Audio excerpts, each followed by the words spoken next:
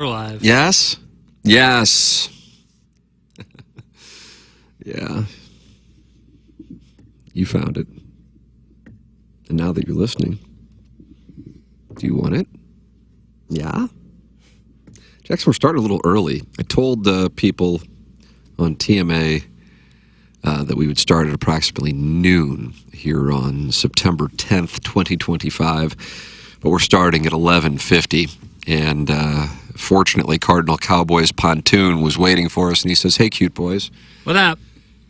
Good to be here. But it's QFTA, the Tim McKernan Show podcast, brought to you by Design Air Heating and Cooling. That's Seth Goldcamp. Have we had the greatest stretch of weather ever in St. Louis? About as good as it gets.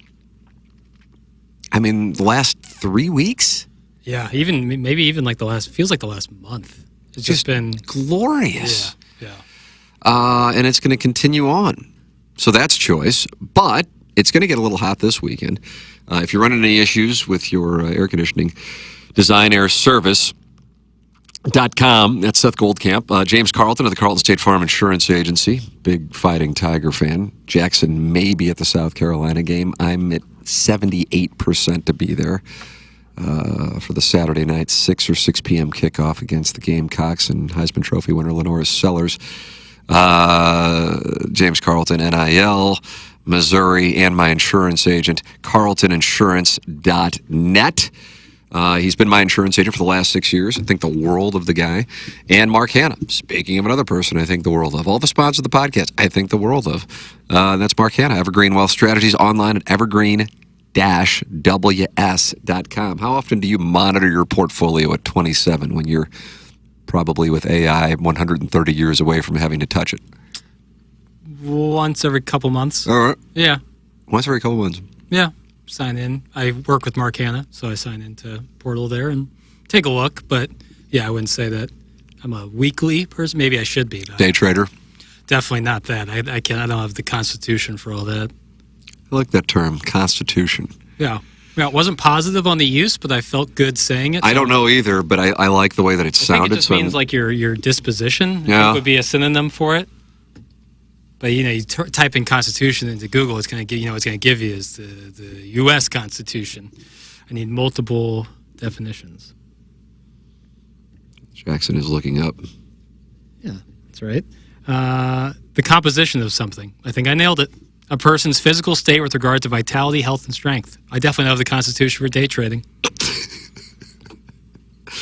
Fans have gathered and they have emailed in T. McKernan at InsideSTL.com. We also have a Facebook page, which Jackson makes, what are you up to, $180,000 a year for that? You started at 140, and I'm like happy for you that you're up. Right, yeah, it keeps going up. Those Zuck checks keep coming. To be the moderator of the TMA fan page, where 900 fans wait in the queue for approval, and they may wait for eternity. I don't know. I, much like Kawhi Leonard, to stick around as the moderator of the fan page required a 10% ownership stake in the Toronto Maple Leafs. And unlike the Toronto Raptors, I was handsomely rewarded with that. You did get it. Yeah, so 10% owner in the Maple Leafs. Let me see what I got here. It's a real thing. That really happened. Kawhi Leonard, to stay in Toronto in 2019, requested all this money for them to get Paul George, who cost so much money at that time, and he wanted 10% ownership stake in the Toronto Maple Leafs. What the other partners thought when that came across? My thought is he really wanted to leave Toronto, so he's like, if they can make this happen, I'll stay. Otherwise, I'm going home. I got to be honest with you. You were part of a negotiation with me so many years ago when I'm like, I think we're going to do, but I'll ask for this, and if they say then maybe we'll... Right, just throw it out there. No, yeah. So... respect it. Yeah, absolutely. I did not ask for a stake in the Leafs, though I will, for full transparency, otherwise the NDA... He was told that would be impossible. God, can you imagine? 10% for one player. Not reasonable. All right, I got... I posted on the TMA fan page, where I am a member, and... hundreds wait in the member queue that they're just not getting in. Although when I look at the member queue on the TMA fan page, I'm scrolling through it now, a lot of the accounts have been created within the last couple of weeks. Yeah. Usually a sign, and not a good sign. A lot of images that aren't necessarily of actual people. Yeah. In 2025, people aren't just coming around to Facebook, you know. So what are you trying to say? Well, you know, Is that sometimes... a Hoosier Trojan horse? Yeah, you know, sometimes you live in the city so long, you find a restaurant you didn't know existed after 30 years of living here, and it's been around for a while, and you're like, oh, my God. I don't think Facebook is like that at all. I think you either got in or you didn't, and at this point... What is the newest social media platform that you've signed up for? In other words, what have you signed up for most recently? I would say TikTok. I think there's something in between TikTok, though. I'm not part of any fetish websites, although I'm curious. Wow, that was interesting. Sounded a little kink-shamey. Not at all. If anything, kink embracing. Is that right? And you're into big women. That's your thing? Big is the wrong word. Vertically blessed, yes. But, and I don't, nothing against any, you know. Yeah, because that's size like or a shape. shot, because that implies that I have not been blessed by Yahweh. For sure. Well, it's Go ahead, finish it off. Finish off the sentence. I mean, you're the one who said well. Eye of the beholder, you know, to a lot of people you would be tall. But tall, yeah, tall. Who are those people? And how can I hang out with them more? Oh, man. Yeah, they exist. I just don't know exactly where. I wonder what the shortest country in the world is. I'm gonna look that up. Let's see where you could really do some work. Shortest country in the... You want to take a guess? If you get the continent right, I'll count it. Asia. Yeah, it was wrong to say low-hanging fruit, but yes. Timor-Leste? The hell's that? Timor-Leste? Well, wherever it is, I hope it has a direct from Lambert. Yes. Average male height, Bolivia is the shortest. Is that right? What's doing down there? I don't know. What's going on? What's the average height in Bolivia? It's not giving me. It's just saying they're the lowest. It's not giving me the lowest. Oh wow, East Timor. The average male height is 5'2". Oh my God. Yeah. I go through there, and why I'm a regular Brad Pitt. Yeah, absolutely. East Timor, one of the few countries with a direction in the name of the country. It's a nice observation. South Africa, East Timor, South Sudan. Very few. You're welcome to participate in the YouTube chat, which we have running simultaneously with the podcast. But we have questions that are emailed in, and you can email in anything, anytime. I've encouraged hate mail, and I've encouraged erotic stories, and candidly, I'm coming up with blanks here. Now, I don't know if I could offer $1,000 for an erotic story, but what I worry would happen is a guy would send in the Penthouse Forum kind of fantasy erotica, and it's not what I'm looking for. And they often, and again, we're not kink shaming, dealt with scat, golden, rainbow, or scat. Yeah, scat, and it would take a turn. Like I'm all worked up, and the next thing I know, somebody gets thrown up on. And hey, if that's your thing, it's great. We really want to support you, but it's not necessarily the direction that we were hoping the stories would go. Then hate mail. T. McKernan at InsideSTL.com, that did have $1,000 bounty out there, and I guess people just they don't want to lower the cloak of anonymity. Sure. And clearly $1,000 is not enough to lower said cloak. Although the disclaimer on it is it has to piss me off. Right. And then who's to say if something will piss me off? Now we do have a question here from Micah Sage. Okay. It was sent in this morning because I announced we were doing a QFTA, and I have not read it. Kind of a high wire act of sorts. Sure. Because I don't know where it's going to go. Oh, and it says question not necessarily from the audience. I'm just like I said, I haven't read the email, and obviously I didn't read the headline. Although, how often do you read email headlines? Oh, like subject lines? Yeah. Seldom. Yeah. So I just get right to the body. So this is really kind of high risk because we are live on the YouTube channel. My guess is I don't think it's going to be a compliment. Now, I don't necessarily think it means it's going to be $1,000, but Micah was a guest on the program. I can't recall. Do you recall how that came to pass? He wrote something. He wrote it from. He acknowledged it. I think it's fair to call it a burner account. Mm-hmm. And I said, well, why don't you come on and you can ask me whatever question you want to about TMA, and I will answer it. you'll have it be a free for all. And I think we did. I think we did it live. Yes. I don't know. Okay, we did. I don't know if we did. Well, Micah can attest to that. We, it was on the up and up. But either way, so I know he's a reasonable sort. So you want to write it in? Write it in. T. McKernan at InsideSTL.com. In addition to that, I posted on the TMA fan page that we were doing this, and I got a college football question, and I got a Cardinal question. So, Jackson, it's a Sadie Hawkins for you. We got these 3 for today's Sode. Sure.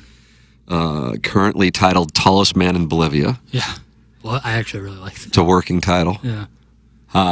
Which one do you want to go with first? Give me the college football. Right. Give me the college football one. Why is it a good thing to guarantee the SEC and Big Ten multiple college football playoff spots?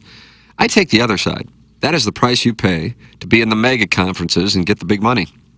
Sure, Texas and Oklahoma can choose to join the SEC and get paid, but shouldn't the trade-off be it's going to be harder to compete for a national title? It feels like an oligarchy where the rich get richer by inviting their rich friends in and then changing the rules so they can all get special treatment because they have tougher conference. They choose to expand the conferences. No one forced the Big Ten to take in USC and Rutgers. They decided to bloat their conferences because it meant a substantial payday for everyone, so they shouldn't get to cry when it's harder to win a championship because you let too many big schools into your conference. As a wise man once said, that's what the money is for. I'm not sure if this was a question or a rant, but feel free to discuss because I have yet to hear this counter-argument represented. Now, this was posted on the TMA fan page by the Barnhart Brawler, and then a gentleman by the name of Beer Cats responded, I've yet to hear anyone that thinks it's a good idea to guarantee spots. Hell, Gabe was on the show a couple months ago saying he didn't like the idea because you may end up with a team that flat out does not belong in the playoffs.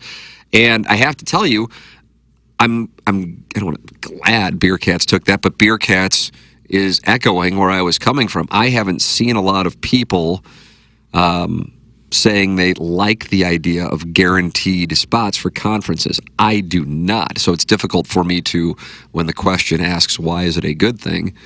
I don't think it's a good thing, so I can't answer why it's a good thing because I don't think it's a good thing. I do not like that. I have not liked it since the moment I heard there was talk of what the SEC getting 4, Big Ten 4, get 4, ACC 3, Big 12 3, and then 2 at-larges and 1 group of 5. I think that was the way. Yeah, for the 16. I do not like it. I actually like what Drinkwitz is talking about.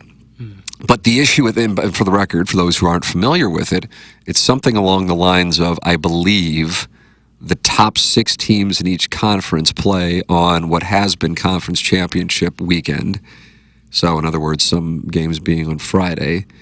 And then the winners of those games and the loser of the overall championship game, those are the 4 teams that get in. In other words, you can play your way in. Now, what I understand as a counter to that is, well, then what happens to non-conference? Because non-conference games, you might just go, well, now at this point, they have 0 value, so we're just going to sit our guys when Central Arkansas or Western Michigan comes to town. Yeah. See? Right, because even if they require the one game against the Power 4 school, if you lose, if it's all about your conference standings, then what's the upside in playing that? So the only thing I could think of then would be that you have to include the overall standings in the top 6. And then strength of schedule comes into conversation. But then it'd be like, okay, then why wouldn't we play butt asses to make sure we get, well, the 2 games that you're not required to play a Power 4, you'd absolutely play the buttiest of ass. Right. Yeah. For sure. And so I don't know. I don't have a solution to that. I like the idea. I would actually go, instead of like the 3 teams that move on, just move on. Like those are your 3 kings of the conference in a way. You don't even play a game after that. You just go right into the college football playoff after the top 6 teams in each conference play. I don't even think, because determining a champion based on that would be purely ceremonial. So then you'd have 1 versus 6, 2 versus 5, 3 versus 4. Yeah, the 3 winners go to the college football playoff. Okay, got it. I kind of like that because if you play a tournament, there's no bye. Yeah, right. No bye. But then because assigning a conference champion after that, like once you're in the college football playoff, your priorities are not probably on winning the SEC championship; it's winning the whole damn thing. So I kind of like that element to it. But you're right. You run into a problem with non-con games basically becoming preseason. In a way, unless you include all of the overall record, but then teams are going to bitch and moan about, well, we played a way harder schedule than this team, And then it's like, well, should we get back to a committee? And now we're back at the start. I don't know when it started, but I did like that winning and losing had incredible value versus how you won, or what seemingly becomes even more important, which is kind of odd of the four, how you lost. Mm-hmm. So in other words, what I would hear, because I listen to a lot of college football podcasts, well, I mean, LSU beat Clemson, but Clemson kept it respectable. Notre Dame lost to Miami, but Notre Dame kept it respectable. Texas lost to Ohio State, but Texas kept it respectable. But Florida losing to South Florida is like a disqualifier now. Right. Well, they just lost and say, oh, no, South Florida's beaten Boise State and they've won in Gainesville. Maybe South Florida. I realize they're not a well-known brand, although they were lurking in the chaos of the 2007 season for the handful of you Jim who Leavitt. might remember that. That's right, who had Missouri ties, if memory serves. Right. That's kind of an odd deal that winning and losing can, at times, depending on the opponent, become secondary to whether or not you got blown out or not. My honest answer is I don't have a real solution because you go, okay, well, then just play a bunch of conference games and no non-conference games, but then that would suck to not have non-conference games. Lame. Yeah, I hate that. So I don't know what the solution, obviously I don't know, and I know there are people who certainly have financial interest, and by the way, there's nothing wrong with financial interest, trying to figure it out. I don't know. But the question that was asked by the Barnhart Brawler is, why is it a good thing to guarantee? And I don't share that opinion, and I'm sure some people do, because otherwise it wouldn't have been put forth, but neither Jackson nor myself have that opinion of guaranteeing spots, because there might be a year where the Big Ten is down and the SEC is up, or vice versa, or the Big 12 or ACC, or who knows right now this year. I mean, this South Florida thing, South Florida beats Miami this weekend. I mean, if they've won in Gainesville and they've won in Miami against the number 5 team and beat Boise State, who's going to have a better resume 3 weeks into the season than South Florida? Who has 2 better wins right now? That's what I was saying on TMA today. I said, I mean, if you're ranking it based on what's been done right now, the answer would be, because imagine if it were, I don't know, I mean, it's always a default, even though they may not be what they were, who knows, if it were Alabama.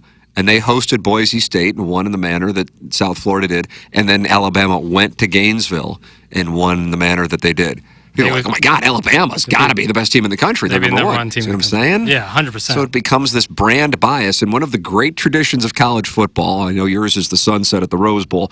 Mine is the first and second week of December, where the analysts start making their cases for the blue bloods and then start coming up with cases against the non-blue bloods. It's really, you want to talk about an oligarchy, that's where the oligarchy exists. It's my least favorite thing. This one, people fall trap to it all the time, is like you're debating it. Arizona State would be one from last year as like a brief example. It's like Arizona State absolutely deserves to be in there.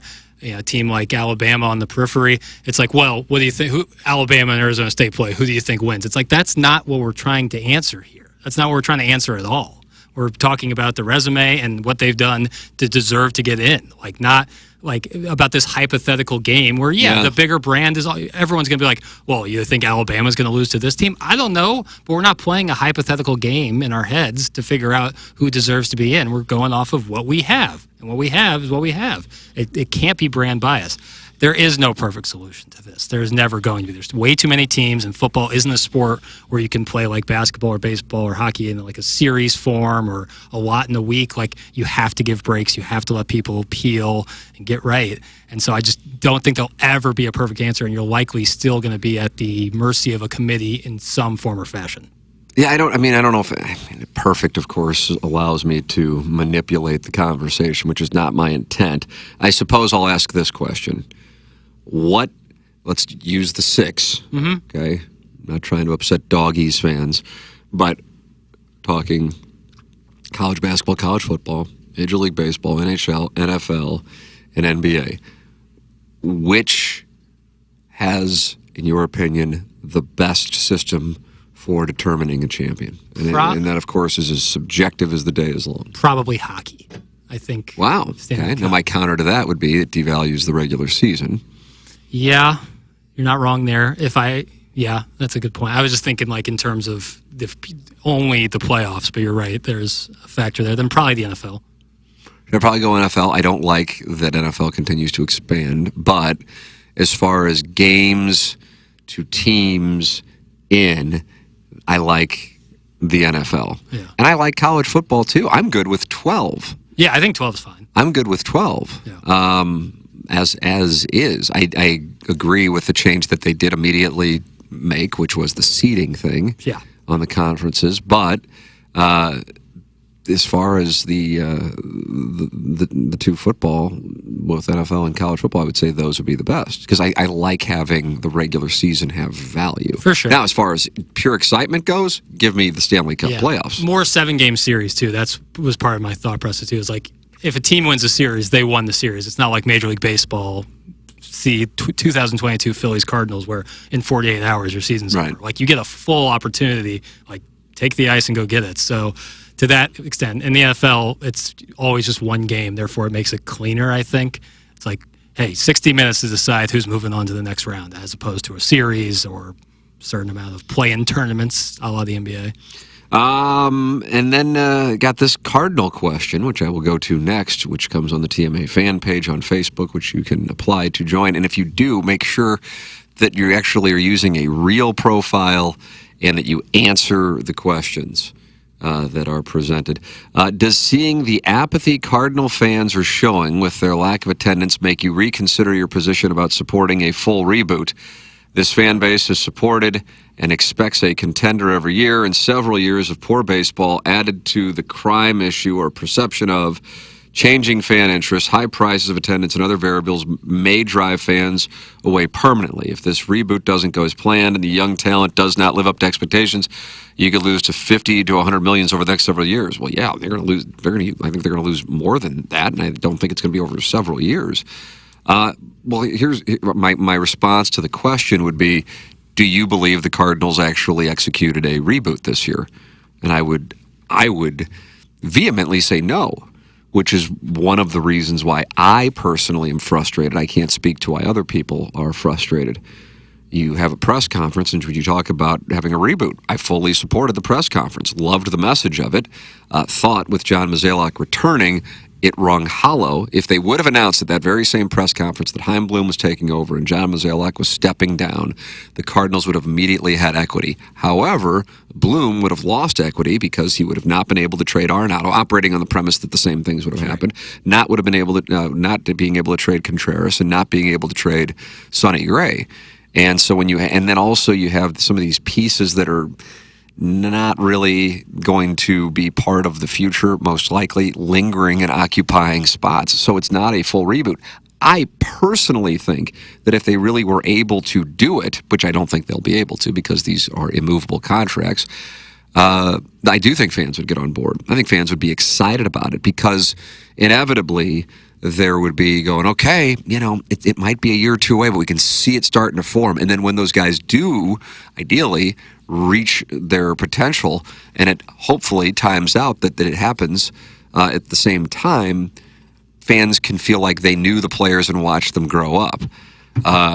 You kind of had that in the early 1990s, leading to the 1996 NLCS team with Brian Jordan, Ray Lankford, Dimitri Young. I feel like I'm ignoring somebody else who was a young guy that was part of Todd Zeal was part of that, but he was traded at 95. And the Cardinals just really haven't had to do that, haven't done it. But the issue is they announced that they were turning the page, but then they basically ran out the same thing minus Paul Goldschmidt this year. Right. Like if I were to be on the council of PR for the St. Louis Cardinals, I would have for sure said maybe shut it down a year earlier, Mr. Mozeliak, and then also talk to your guys with no trade clauses, Contreras, Gray, Arenado, and see if they're willing to move on that. Well, I think he did, don't you? Then I don't know why I would say something about like a kind of a reboot or a restart or a reimagining, whatever they want to say, as opposed to restart. Because if you can't move those guys, it's impossible to reboot. Well, I think they thought that the Arenado thing was going to happen without an issue. The Arenado one. I don't know if they had a conversation with Gray or Contreras when they had that press conference. But even if you were able to move Arenado, you still have those two. Right. I mean, these are real problems. Right. These are real problematic deals, which halts the process. You're stuck with what you've got. That's the thing. This might not be close, which is really concerning. And I'm concerning if I'm a Cardinal fan of the team, but then I look at it from a big picture thing, and if it's like this thing, if there are way more of these years, and by way more, I'm not talking about like 10, but like 3 more of these years before any semblance of enthusiasm, that's a problem. Yeah. Because then at that point, you're talking about 23, 24, 25, 26, 27, with a work stoppage lingering out there as well, 28, maybe 29. You could have a lost decade. Right. I mean, that's what you're starting to look at here. The thing about the game is that as you and I are sitting here talking, they could actually get into the playoffs. I mean, it's just so absurd, but I mean, that's the format that Major League Baseball has employed. But yeah, I am all for 100% of a reboot, and I think fans would be on board with it if they did it. The issue is they announced that they were going to do it, and then they didn't do it. Right. And so that just created further frustration. Yeah, and in a way, much more so on Contreras and Gray, it's like penance for the poor roster construction, poor development of the last decade. The Arenado one, any person in baseball with the right mind would have taken that deal and ran, and there's nothing wrong with that at all. However, when you talk about Sonny Gray, that is a result of not being able to develop pitching for the last decade, homegrown pitching for the last decade. So you probably are overpaying for a guy who's a little older, and now you're stuck with him with a no-trade clause. And then Contreras is their desperation to fill the void of Yachty not being able to get Sean Murphy, which is, again, speculation, but I think you and I are both on that camp. And then overpaying for Contreras, so that you're kind of paying the Pied Piper at this point. The looming work stoppage seems especially problematic for a rebuild because you run the risk of stunting the development of these young guys. That's from Piss Dog 69. I like the name Piss Dog 69. And it has a Missouri Tiger logo in there. All right, this one was sent to the email. This is kind of high risk because I haven't read it, and I just was like, I don't want to read it until I do the podcast because I know Micah Sage can ask good questions. He's like recaps. Mm-hmm. When Recap sends one in, he's got the credibility. Not Caller Adam. Wonderful Hunchback emailer. of Von Castle. Yes. Hey, Tim, we're creeping up on close to a year of TMA's move over to 101. Initially, when you went over there, the biggest shock to the system to me was all the breaks. Almost immediately, you said that management told you that they'd remove one of those breaks, but it'd take a bit of time given the business side of things with ad traffic, etc. I think you did eventually end up removing a break from each hour, but I have to say the number of breaks is still really annoying. To me, one of the best parts of the show used to be that it played like a podcast. Few interruptions, less content. Lots of content. Nice read. Jackson, I'm going to try it again. Sure. To me, one of the best parts of the show used to be that it played like a podcast. Few interruptions, lots of content. Even the live reads felt and still do natural, but now you guys get into a topic and then need to manage breaks that really stop the momentum of the show, or you have to manage around a guest who will talk for a while, getting one in before Joey V comes on because naturally his segments are fun and go long, or else a guest goes unexpectedly long, and then you need to take breaks, sandwich around a quick 2-minute chit-chat. That's a good read. My clock management this week has been atrocious. I can't, and I know and I know you're just going to smile politely because that's Jackson Burkett. That's Jackson Burkett for you. That's my constitution. It's your constitution. But part of it is Monday and Tuesday of this week. We're doing this on Wednesday. I've been so fucking sick, and we did 2 Sound Story interviews on Monday, and Chairman Kurt sent over and edited in the studio where we do Spread Zone. And I was looking at it last night, and I'm like, I wonder if people will be able to tell I'm sick because I'm looking at it going, oh my God, I'm so clear, like my eyes are half open. Yeah, right. It's a fucking mess. Being sick sucks. Now, But I went to Columbia and went out to dinner on Friday night, had some wine, and then I drank all day from 10 to 10:30 on Saturday. It's like, I mean, fuck off. You want to bitch about being sick, then don't go to Columbia and go out 2 nights. You know what I mean? Right. So anyway, I've been sick for a while, and I think that's just like I have not been on my game, neither here nor there. But Micah's observation is correct, and it's not just this week; it's in general. More than maybe anyone, I should know that you don't have a whole lot of control, given my appearance on your podcast, asking these types of questions. But the entire flow of the show changed when you made the move. It has little to do with the cast and a whole lot to do with the flow. It's not as natural and doesn't have as much room to breathe, which in the past I felt allowed the show to meander into some of the best and most memorable moments in the show's history. I'm not sure where the question is here. I suppose it's more feedback. If there is a question, I guess it would be, is it at all possible to have less breaks? A foolish question, I realize, given that what I'm asking is likely a non-starter with management. I imagine the revenue from the breaks outweighs all else, but can you give me some insight into this a bit more? Any behind the scenes that you can share? If your show was seen as successful on HD2 in the format you had to the point that you were brought to 101, why change that aspect? Thanks. That's from Micah, a.k.a. the Bard of Lombard. That was the burner I couldn't name. remember it. I couldn't remember. The Bard of Lombard. I was close. I had something like that in my head. You know what? I guess people have the option to believe me or not. I found that a lot of people don't believe me as of late, and that's a disappointing thing. That does. That sucks. But what can you do? No. But that sucks. But I have to tell you, I didn't read it until now. As I opened the email, I thought this could be high risk. Sure. Because if he shits all over the show, and then I read it, then Hubbard Management would be like, why the hell did you read that? Right. Which would be fair. And then Mike has a right to shit on the show, and Hubbard Management, as the people who pay me and you and Doug and Martin, would have a right to go, why the hell did you read that on a podcast that, is, something we're paying you to do? All would be fair. Right. So it was kind of a high, as I said, as a type. But the email is outstanding. Great email. It really is. And it's laid out very fairly. So many great observations. I think one of the things for me, because I don't want to speak for you. If you want to speak, please do, but I don't want to put you.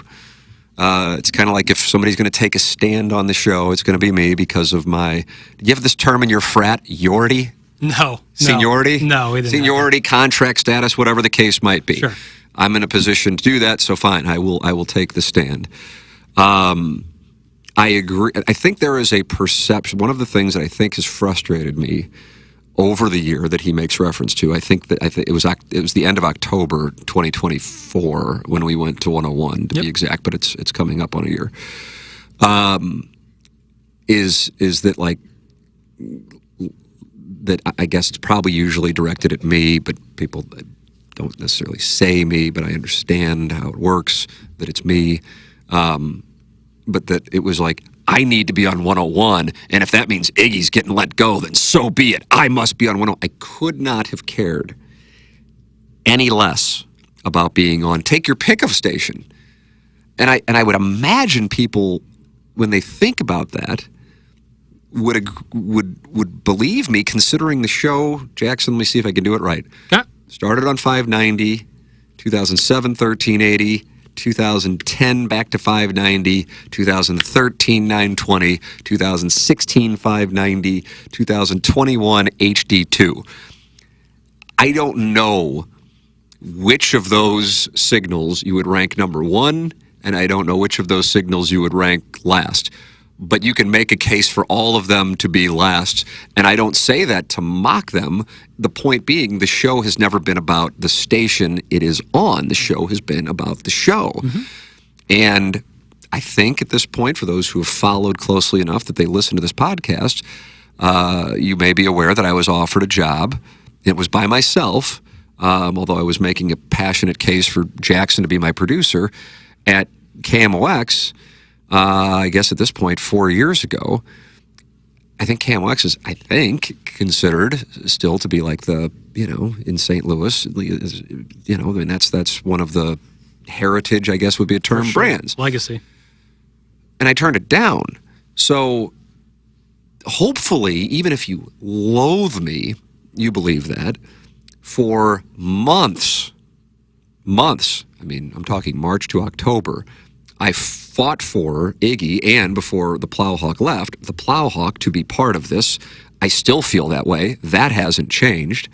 And I always thought I was going to be able to, quote, win that, I guess for lack of a better term. Win wouldn't be the right term. Like, it would get worked out. Because, and my reasoning for thinking that way is I had experienced that kind of situation multiple times in the show's history and would always wind up getting it done. Now, it didn't mean it was just like giving in. Oftentimes, I would have to give in some capacity, but we got the group together that we wanted, and so that was a rare L, and it was the first L, and I was, and still am. I mean, here I am talking about it now, vocal about how important I think Iggy was to the show and is to the show. Now, that doesn't mean I have a tense relationship with anybody in management. It was a respectful back and forth. It just got to a point where it was, dude, it's just not going to happen. And so then we get into a spot where it's, well, what do we do? Do we go, okay, we're just going to leave at the end of the year when my contract is up, or go to 101? And then you go, okay, well, if you leave, then what are you going to do? And so if you play these things out, and Micah lays it out in a very, I appreciate the manner with which he laid it out, because he's asking questions and he's coming from a place going, I know I don't know, but is there anything you can let me in on? That's where it gets into a really tough spot, and it was a really difficult decision. Truly, I mean, I guess maybe more so than probably anybody would think, and in considering, you know, you're talking about do something on your own, and not only are you guaranteed $0, I would be bankrolling probably all of it. So not only is it zero, there's a potential for loss versus, you know, a guaranteed contract on the biggest station.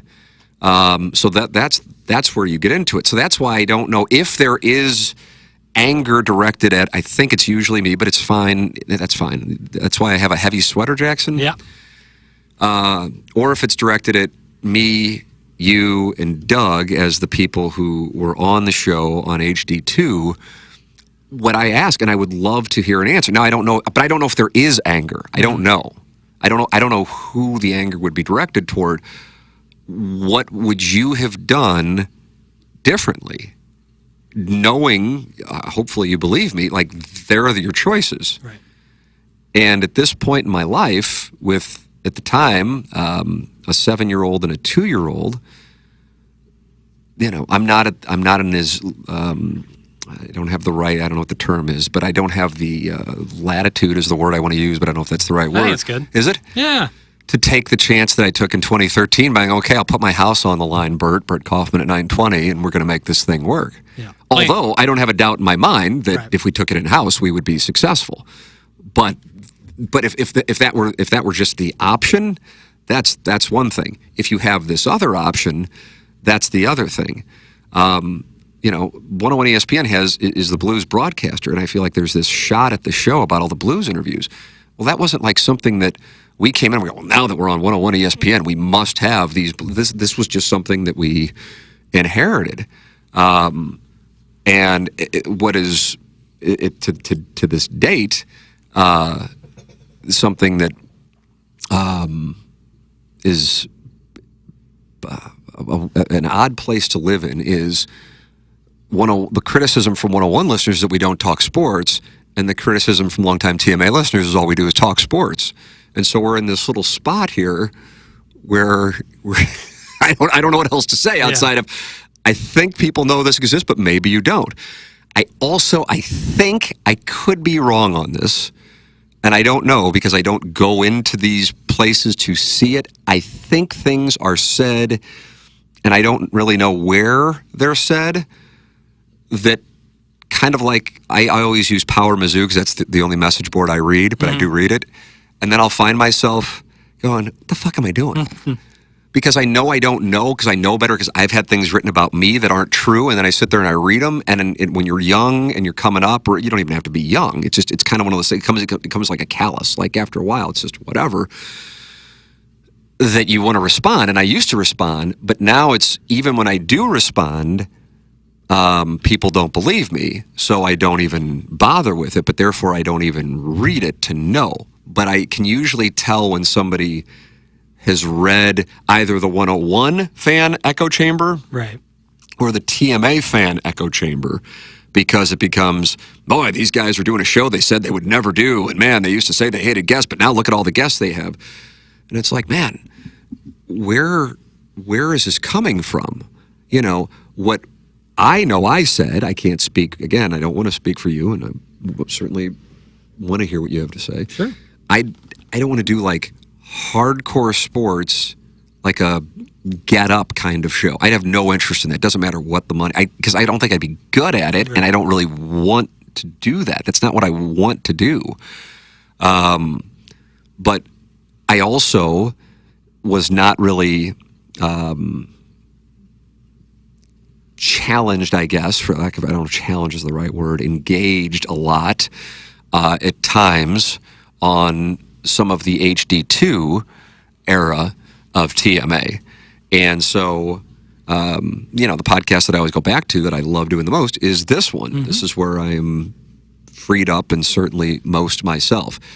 If you give me to Micah your question, and I appreciate you asking as opposed to assuming you know because you read something somewhere from someone who, and I say it respectfully because it's great to have fans, it's just I think people have made assumptions that aren't accurate. The break thing, it's something that I actually had a conversation with management about 2 weeks ago. About the possibility. And this is something that is, I happen to be like the representative for the show talking to management, but it is something that across the board, we got together as a show. Mm-hmm. Me, Jackson, Doug, and Martin a couple weeks ago about some of the things that we would like to do differently. That I think are more in line with, I guess what I'm saying is the show that many of you love, not only do I love, but as difficult as it may be for some who loathe me, I'd like to think you'd have to give me credit because I fucking created it. So why would I want to change it? Right. So think about it. Like, I know it's tough because then that means you have to give me credit for it, which would fuck everything up as far as the narrative that I'm the bad guy. But, I mean, I ran an offense for 20 years, and then for 1 year the offense changed. Do you think I just go, I want to change the offense? Right. And on top of it, the offense for 20 years worked pretty damn well. Mm-hmm. So think about the whole thing. That's what I have to say about that. Jackson, thoughts? Echo a lot of what you said. Certainly some things that, took some getting used to, probably still take some getting used to on that front. And other stuff that's, nice, welcomed. Getting to go to spring training this year, that was great. And honestly, like a pretty direct benefit of being on 101 ESPN was doing something like that. Really was an awesome experience that I had a lot of nerves going into, more than I probably let on. But that was... what part was the nerves? The spring training thing? Yeah. Oh, spring training was incredible. Yeah, that was awesome. Really, really loved doing that. It was my first time doing it on TMA, even though I've been on the program now. 5 years. Coming up on 5 years in December. So, that's a direct benefit of something like that. And not to say that, like, you have to be on 101 ESPN to go to spring training. Like you said, TMA has been spring training a lot in the many years and only been on 101 for a year. But that was really cool. Loved doing that. And yeah, like with anything, any change, there's going to be some things you got to work on, some things you got to get more comfortable with, and other things that are benefits. So it's always going to be moving. And like we've talked about before, the romanticizing the past is always going to be there. There's always going to be people, even if you made a change where it's like, we're going to do 6 hours, no breaks. People would have a complaint, about that. Whereas right now they'd be like, oh my God, give me 6 hours, no breaks. So that's always going to be the case. And I'm with it. I can attest that Tim, for as long as there was talks about the move, like fighting for Iggy, fighting for the Plowhawk, can absolutely agree with that. And I totally agree that Iggy is still and would be a major part of the program because he's great. I love Iggy. Yeah, I appreciate what you said. That's nice to have you corroborated, although I guess you are considered to be my bitch and my puppet. Right. Yeah. I'm trying to think of a fun word there. What's a concubine? I could be that. Now I think that might just replace tallest man in Bolivia. What's a concubine? Let's see what I got here. The amount of snark that the cat and Martin gave to Prod Joe was hilarious, but I don't know how Jackson would take the constant ribbing from those guys. I don't follow that. I want to make sure. From who? Maybe the amount of snark that the cat and Martin gave to Prod Joe was hilarious, but I don't know how Jackson would take the constant ribbing from those guys. I don't know. I mean, I know you didn't listen to the show when Prod Joe was on. We all kind of busted producer Joe's balls. Right. But just like Jackson, I would, and I still do to an extent. I mean, I certainly communicate with Joe. I guess I shouldn't say hang out with him. I played golf with him and Chairman Kurt. I can't remember who's in that. You weren't able to play. Yeah, It's me, you, Doug? Chairman Kurt, and Doug, and Prod Joe. Right. And Chairman Kurt, by the way, shot even. Yeah, on the front, right? It was out of fucking control. And it wasn't like rolling in putts and chipping in. Like he had 8-foot putts for birdies. It was. My point being, it was legit for a guy who I don't even know what his index is, Yeah, but it probably was 16 or 17. holy shit. If we were gambling, I would have lost everything. so much money. Yeah, he 'Cause I probably would have been giving him pops. He would have been getting net eagles. Yeah. Oh, yeah. He probably would have popped on every hole. Holy shit. The reason I say that is we got a lot. I think people know this or think about your relationships. You don't give shit to people who you dislike. Right. Double negative. Right. And if somebody were to come to me and say, hey, Jackson's causing this problem, whatever, I would be like, okay. I mean, I know the guy too well to be like, all right, you got to explain this to me because I'm going to have a real tough time. But the guy's A+. So it's one of those things. It's like you bust balls. It's like, Doug with the old thing, Martin with, I don't know, what does Martin catch shit for? I guess also the old thing. I don't know. You with the Libby thing and the whole Morton Watkins. The whole thing. Me with the height thing, bald thing, whatever. I'm sure nepotism. It's just all kind of part of the reindeer games. It's all part of it. But it's usually, and I have to say it's unintentional, but when I look at it and go, how has the thing taking revenue out of it, although that's ridiculous to do because that's really what matters, how has it survived? It's because the shrapnel is all internal. Right. Rarely does the show, I'd like to think, go after other people, in our world, so to speak. It's if you come in, then you're part of the reindeer games. But if you're on the outside, you're not just going to get hit. Right. You don't do the radio wars thing. Don't care. It's our own little world. Yeah. But that means we're going to bust each other's balls, and the listeners are going to bust our balls, and we may bust the listeners' balls, the ones who choose to. Right, exactly. Engage. And that's it. I don't know. I think that was Steve Gottsagen's teleprompter. I promise you, I'm not ever mad ever at what anyone on the program says to me. Martin comes the out. maddest Jackson gets is during a remote. That's as close to it. I don't even know if mad would be the right word. Exasperated is going to be the word I'm going to use. Perfect. Yes, that's exactly what it is. Because it's oh, fuck. Every time we do a remote, this shit happens. That's what the facial expression tells me. And every time why do we do this? Driving to a remote, I think to myself, this will be the day where just everything works. Do you really awesome. think that? God, it's so different than how I would think. That's the only way I'd be dreading it. Fuck, I already know what's going to happen. Well, this sucks. The dread is there. That's the bedrock. I have to put on this top layer of optimism. Otherwise, it's going to be a tough day in my head. But I promise you, that I'm never upset about anything Martin says or anything, even a listener says. I don't care. I might react on the show, but I'm not doing a bit. But it's just sometimes people react. I'm never upset about it or mad at Martin ever, or mad at Tim or Doug or anybody ever. Yeah, I just think if there were real issues, you wouldn't hear. Yeah, right. Exactly. I mean, I am telling you, no bullshit. Again, I hope people believe me, but I can't control it, so whatever. I guess there's Jackson. It's the Serenity Pair. I don't know if you're familiar with it. Can't change it, so just kind of all right. But I'm telling you, in the history of this program, no bullshit. So you're going back to July of 2004. At least what I have seen, and I'm virtually certain I would be aware of it if it happened when I was on vacation or out of the studio, I don't know, pissing or something or getting my protein shake. There have been 2 arguments For real. And I don't even know how I'd call them arguments. They were like, there were raised voices. Right. One was Doug and the Cat in 2007 or 8. Totally off-brand for Doug. He was pissed at the Cat. It was, and I haven't heard Doug like raise his voice like that, and it's been nearly 2 decades. Yeah, I don't even know what that would look like. It was like, I couldn't tell if he was joking because it was still delivered at such, because when I think of yelling, I think of my dad turning red and charging at me. So I don't know, like, the calm version of, expressing discontent. And me and the Cat in, like, I think it was like 2017.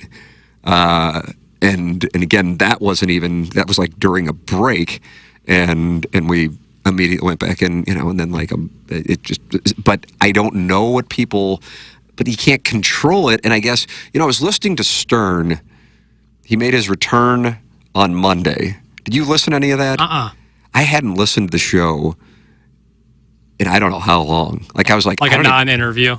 Yes, a non-interview. Yeah. And I just kind of think with what's going on there,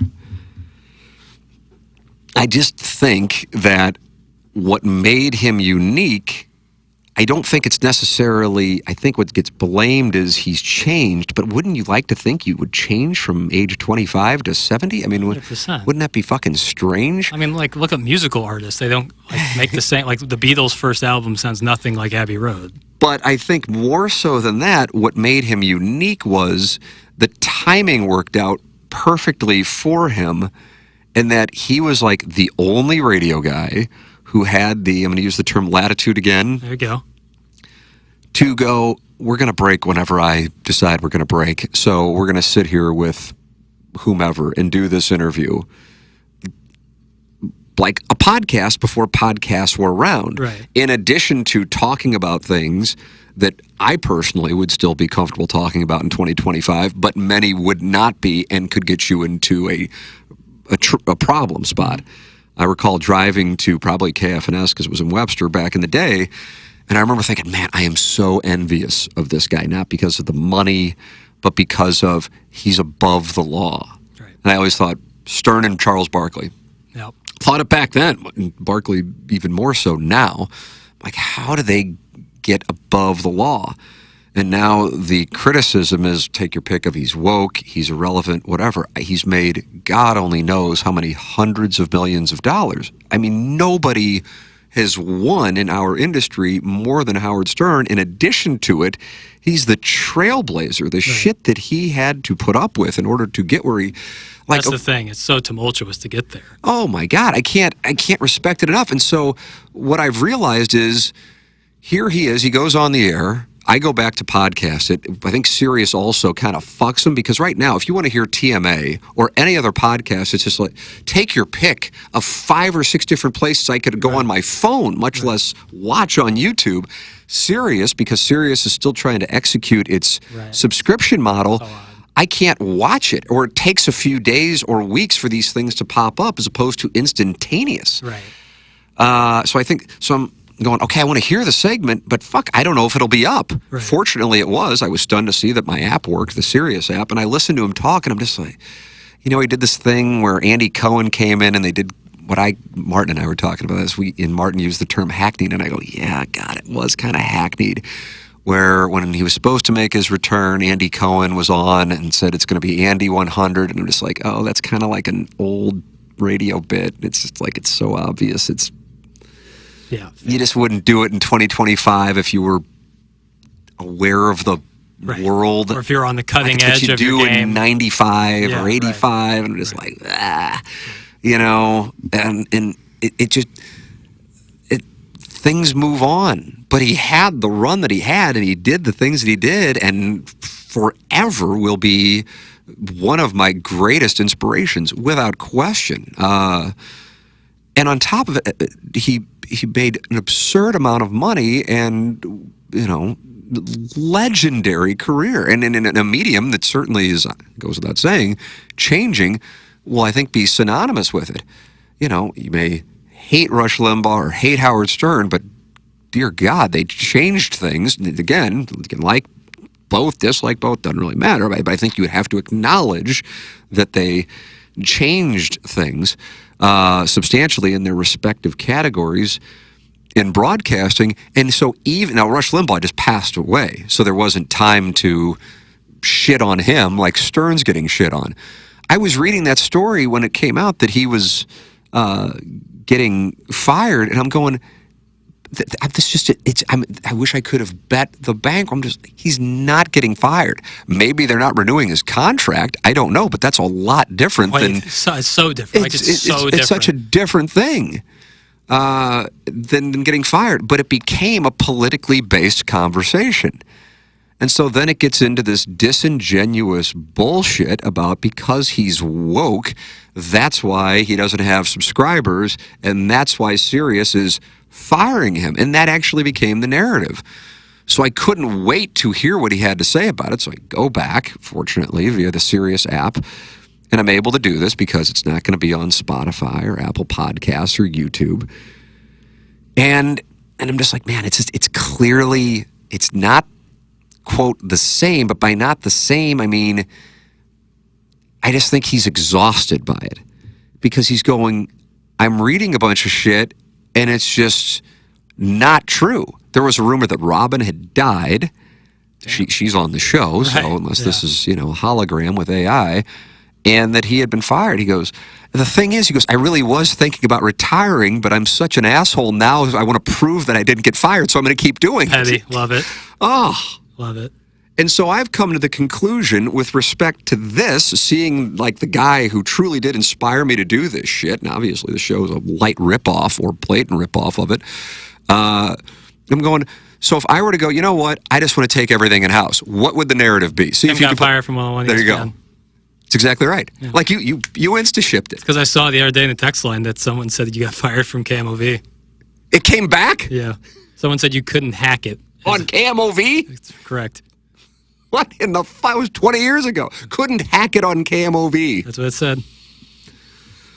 I mean, it's just. But here's the thing.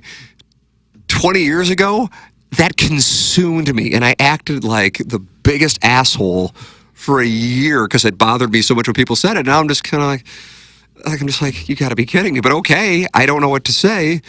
Fine. I'm already, no matter, my point is this, we cannot exit the stage with praise. It is impossible because here is the guy who did it, who made by far more money than anybody who's ever done it. By far. I guess Rush Limbaugh would be second. And you might go into like your podcast. I'm talking about radio broadcasters. And even he gets found. Look at this. He's irrelevant. If I were him, and clearly there are some key differences here, because I'd just be like, I'm fucking done, and couldn't be happier about being done. I have to prove that I didn't get fired. I mean, fine, say I got fired. I don't give a fuck. I have $500 million. I'm good here, right. And you can say whatever the fuck you want to say about me. But he's going to stick around now just to like shove it up their asses. But he is one of the all-timers, and we're still going to shit on him and what he did and what he accomplished. So my point is, I'm looking at this and now applying it to TMA, and I'm going, there's no way, no matter what we do, if we stay on 101 for a decade, fuck, show wasn't what the show used to be. Couldn't hack it. And then if I go to Hubbard and go, hey, you know what? I don't know. Take your pick. I'm under contract for however long. If it works for you, if not, fine. I'll stay. I'm under contract. Happy to do it. But I want to take things in house. Might work for you guys. Might work better for me if I want to be able to do the show remotely sometimes and live elsewhere during the year. Is that something everybody agreed to it? What would it be? Tim couldn't hack it. Tim couldn't hack it on 101. Well, TMA got fired from 101. Right. And I would imagine everybody listening to this would go, yeah, he's right. That's what would be said. Now. Here's the thing. I'm so at peace with that. Right. And I guess when you bring up the KMOV thing, which would be my foil for it, I'm surprised it's on your mind, but 20 years ago when that did happen, which was I got fired from KMOV, was the talking point. I'm going, I didn't. What the fuck? Right. It drove me insane. At this point, you can say I got fired from you can say I got fired from anywhere. For all I know, the only place I've been fired from is Westboro Country Club for playing golf while I was working. That's the truth. But whatever, say whatever you want to say. It doesn't affect me. And here I am listening to Howard Stern, who's 71 years old and has made God only knows how much more money. And he's going, now I can't retire because I got to show people I didn't get fired. And that made me feel sad for the man. It's like Bronx Tale. Now you can't leave. Jazz parliamentary. Indeed. It only was on my mind that came of Ethan because I literally saw it. It was in the text line. Was I around, or was this like? Yeah, but there was like I had to scroll up a bit. Someone, I was alerted. How old is that motherfucker? That's that. Number one to even bring up local TV. Right.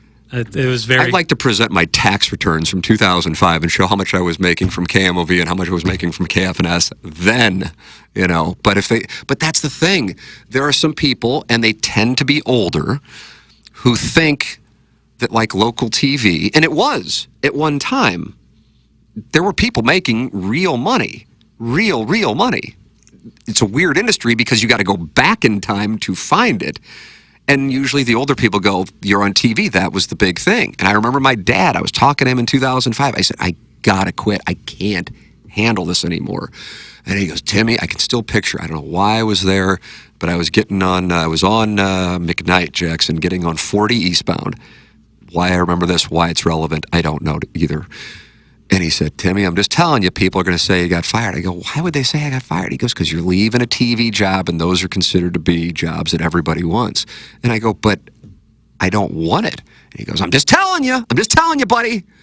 And sure enough, he, of course, was right, as is the case. It's Don Corleone with Michael Corleone right before the orange. My favorite scene. Oh, is that right? Where he tells him how he's going to have... garden? Oh, yeah. That's it. It's as good as it gets. I mean, my dad has so many of those moments. He was right on target there. And then it bothered me how much it bothered me. But now, 20 years later, I'm like, okay, say I got whatever. I want to do what makes me happy. And I also want to be able to communicate with the audience, which I value. I mean, they've made this possible. Whether it be me, you, Martin, Doug, the cat. I don't want to leave people out. And Iggy, Plowhawk. God, now I'm going to leave people out. Gangster Pete, Sea Monster. Guy who pissed in the grate. Yeah, the guy who pissed in the grate. Evil David Letterman. Yeah. Everybody, and salespeople. Jesus, don't forget the salespeople. Holy crap, that's the real key. The audience is supportive of the thing, but I haven't been able to be in a spot for about a decade where I can go, hey, this is I value that. I want to be able to say, hey, this is exactly what's going on. Now, you might not like it or you might disagree with me, but here is what's going on. And I love that freedom. I'm at my best, which is why I think I love this podcast the most of the things that we do, because I feel I am free. And I don't like when I feel bottled up, so to speak. For sure. And it's also frustrating when people assume things, and then I go, well, here's what actually happened, and then I'm not believed. But at the same time, I really can't go, well, here's proof, even if I could really prove nothing it. you could do about it. But it is the situation, and that's why I'm sitting here going, yeah, I'm just kind of at peace with it. But here is Stern, seeing that movie. I think it was Spring Break 1997, Lawrence, Kansas. I did Spring Break in 2025 in Wichita, Kansas. Spring Break 1997, Lawrence, Kansas. I love going to Kansas for spring breaks. I think it's top 10 destination. It is top 10. Yeah.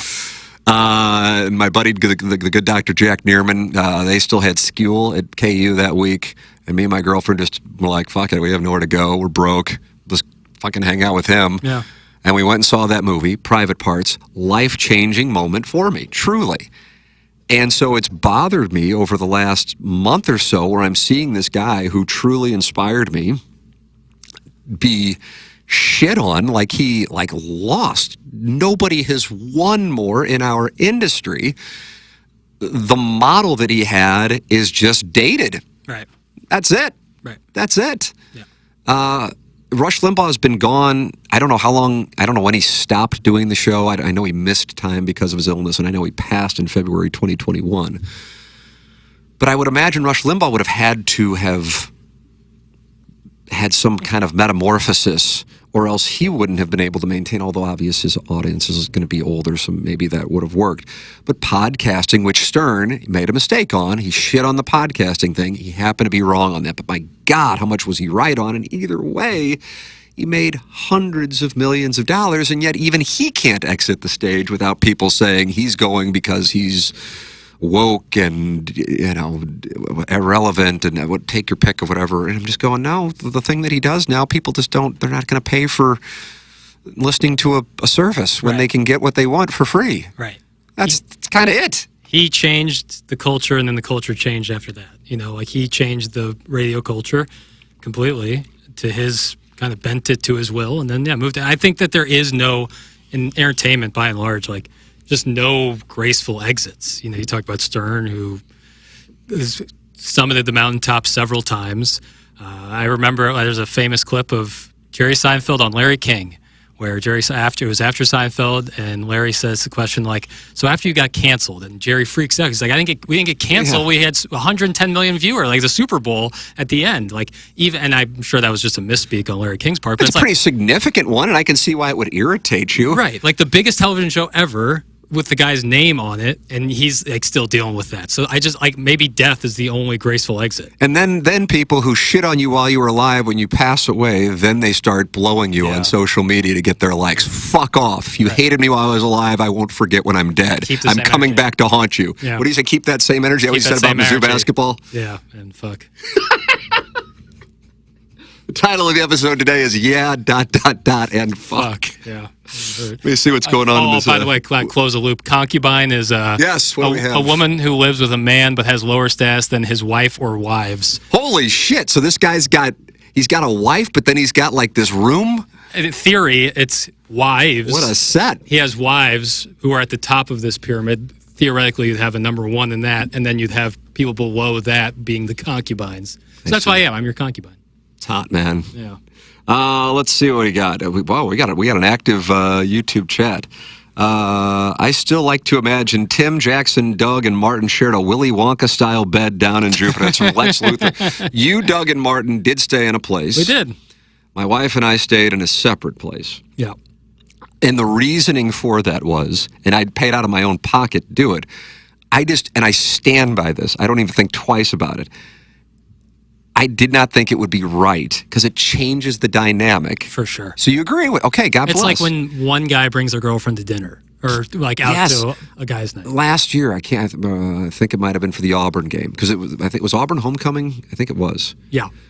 Some buddy, a couple years older than me, were having dinner on Friday night in Columbia, and I said, and they invited me to go. And I said, I'm going to be with my wife. And they said, bring her. I said, It's just going to be you guys. If I bring my wife, it totally changes the dynamic.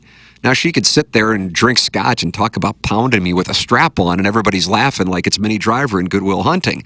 But it still changes the dynamic. An unrealistic scene. Very unrealistic scene. The Minnie Driver scene where she gargles like she's performing oral. Yeah, this it makes Ben Affleck. He's like Merv Griffin, hosting all dealing with his friends, and he's like an idiot. So I don't. What about Cole Hauser? Cole Hauser is. That and Dazed and Confused, he has 6 combined lines, but he became a sex symbol on Yellowstone. Talk to me about it all. I haven't done any Yellowstoning. I don't think it's for you. I don't think. Taylor Sheridan, please just make movies. He's so good at it. I don't know. I guess he's making more money than he knows what to do with his television, so I can't complain. Yeah. You were talking about something else. What do we ever talk? The name of the podcast is Yeah and Fuck. It changes the dynamic. You're absolutely right. When you bring in that situation. Yes. Even at the So you guys have a week down in Florida, and all of a sudden my wife's there.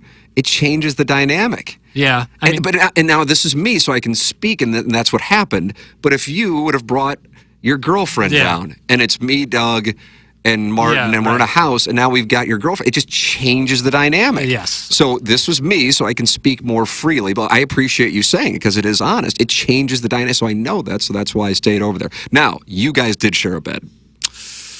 Lex Luthor? I offered to make a mega bed. I said, let's just take these mattresses and throw them in the living room and have a little slumber party.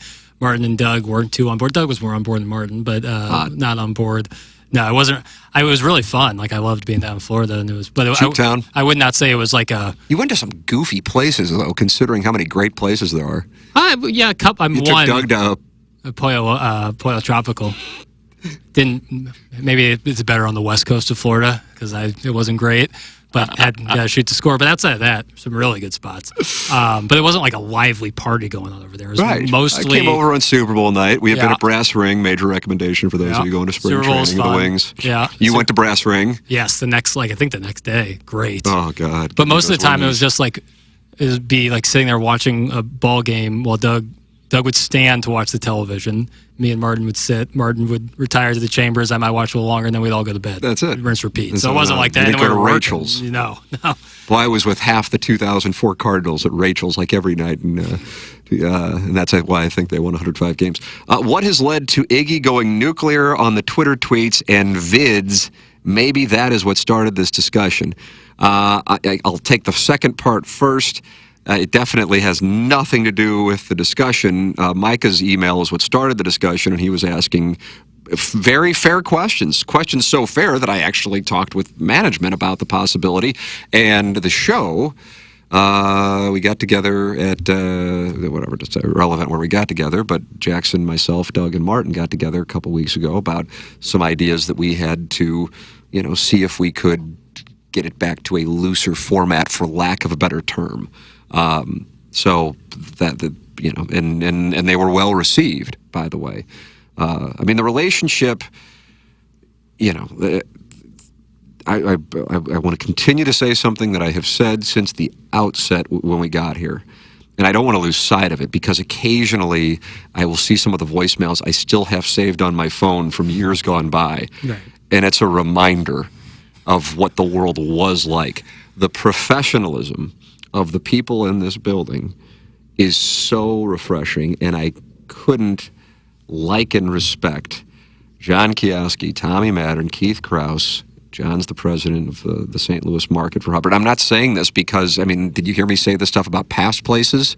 So the tell is Tim saying anything? Right. If you want to know what the tell is. Yeah. And they are, God, they couldn't be, more whatever.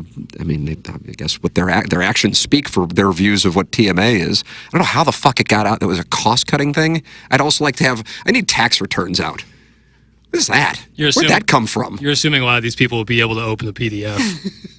You really, do you really think that we cost less than?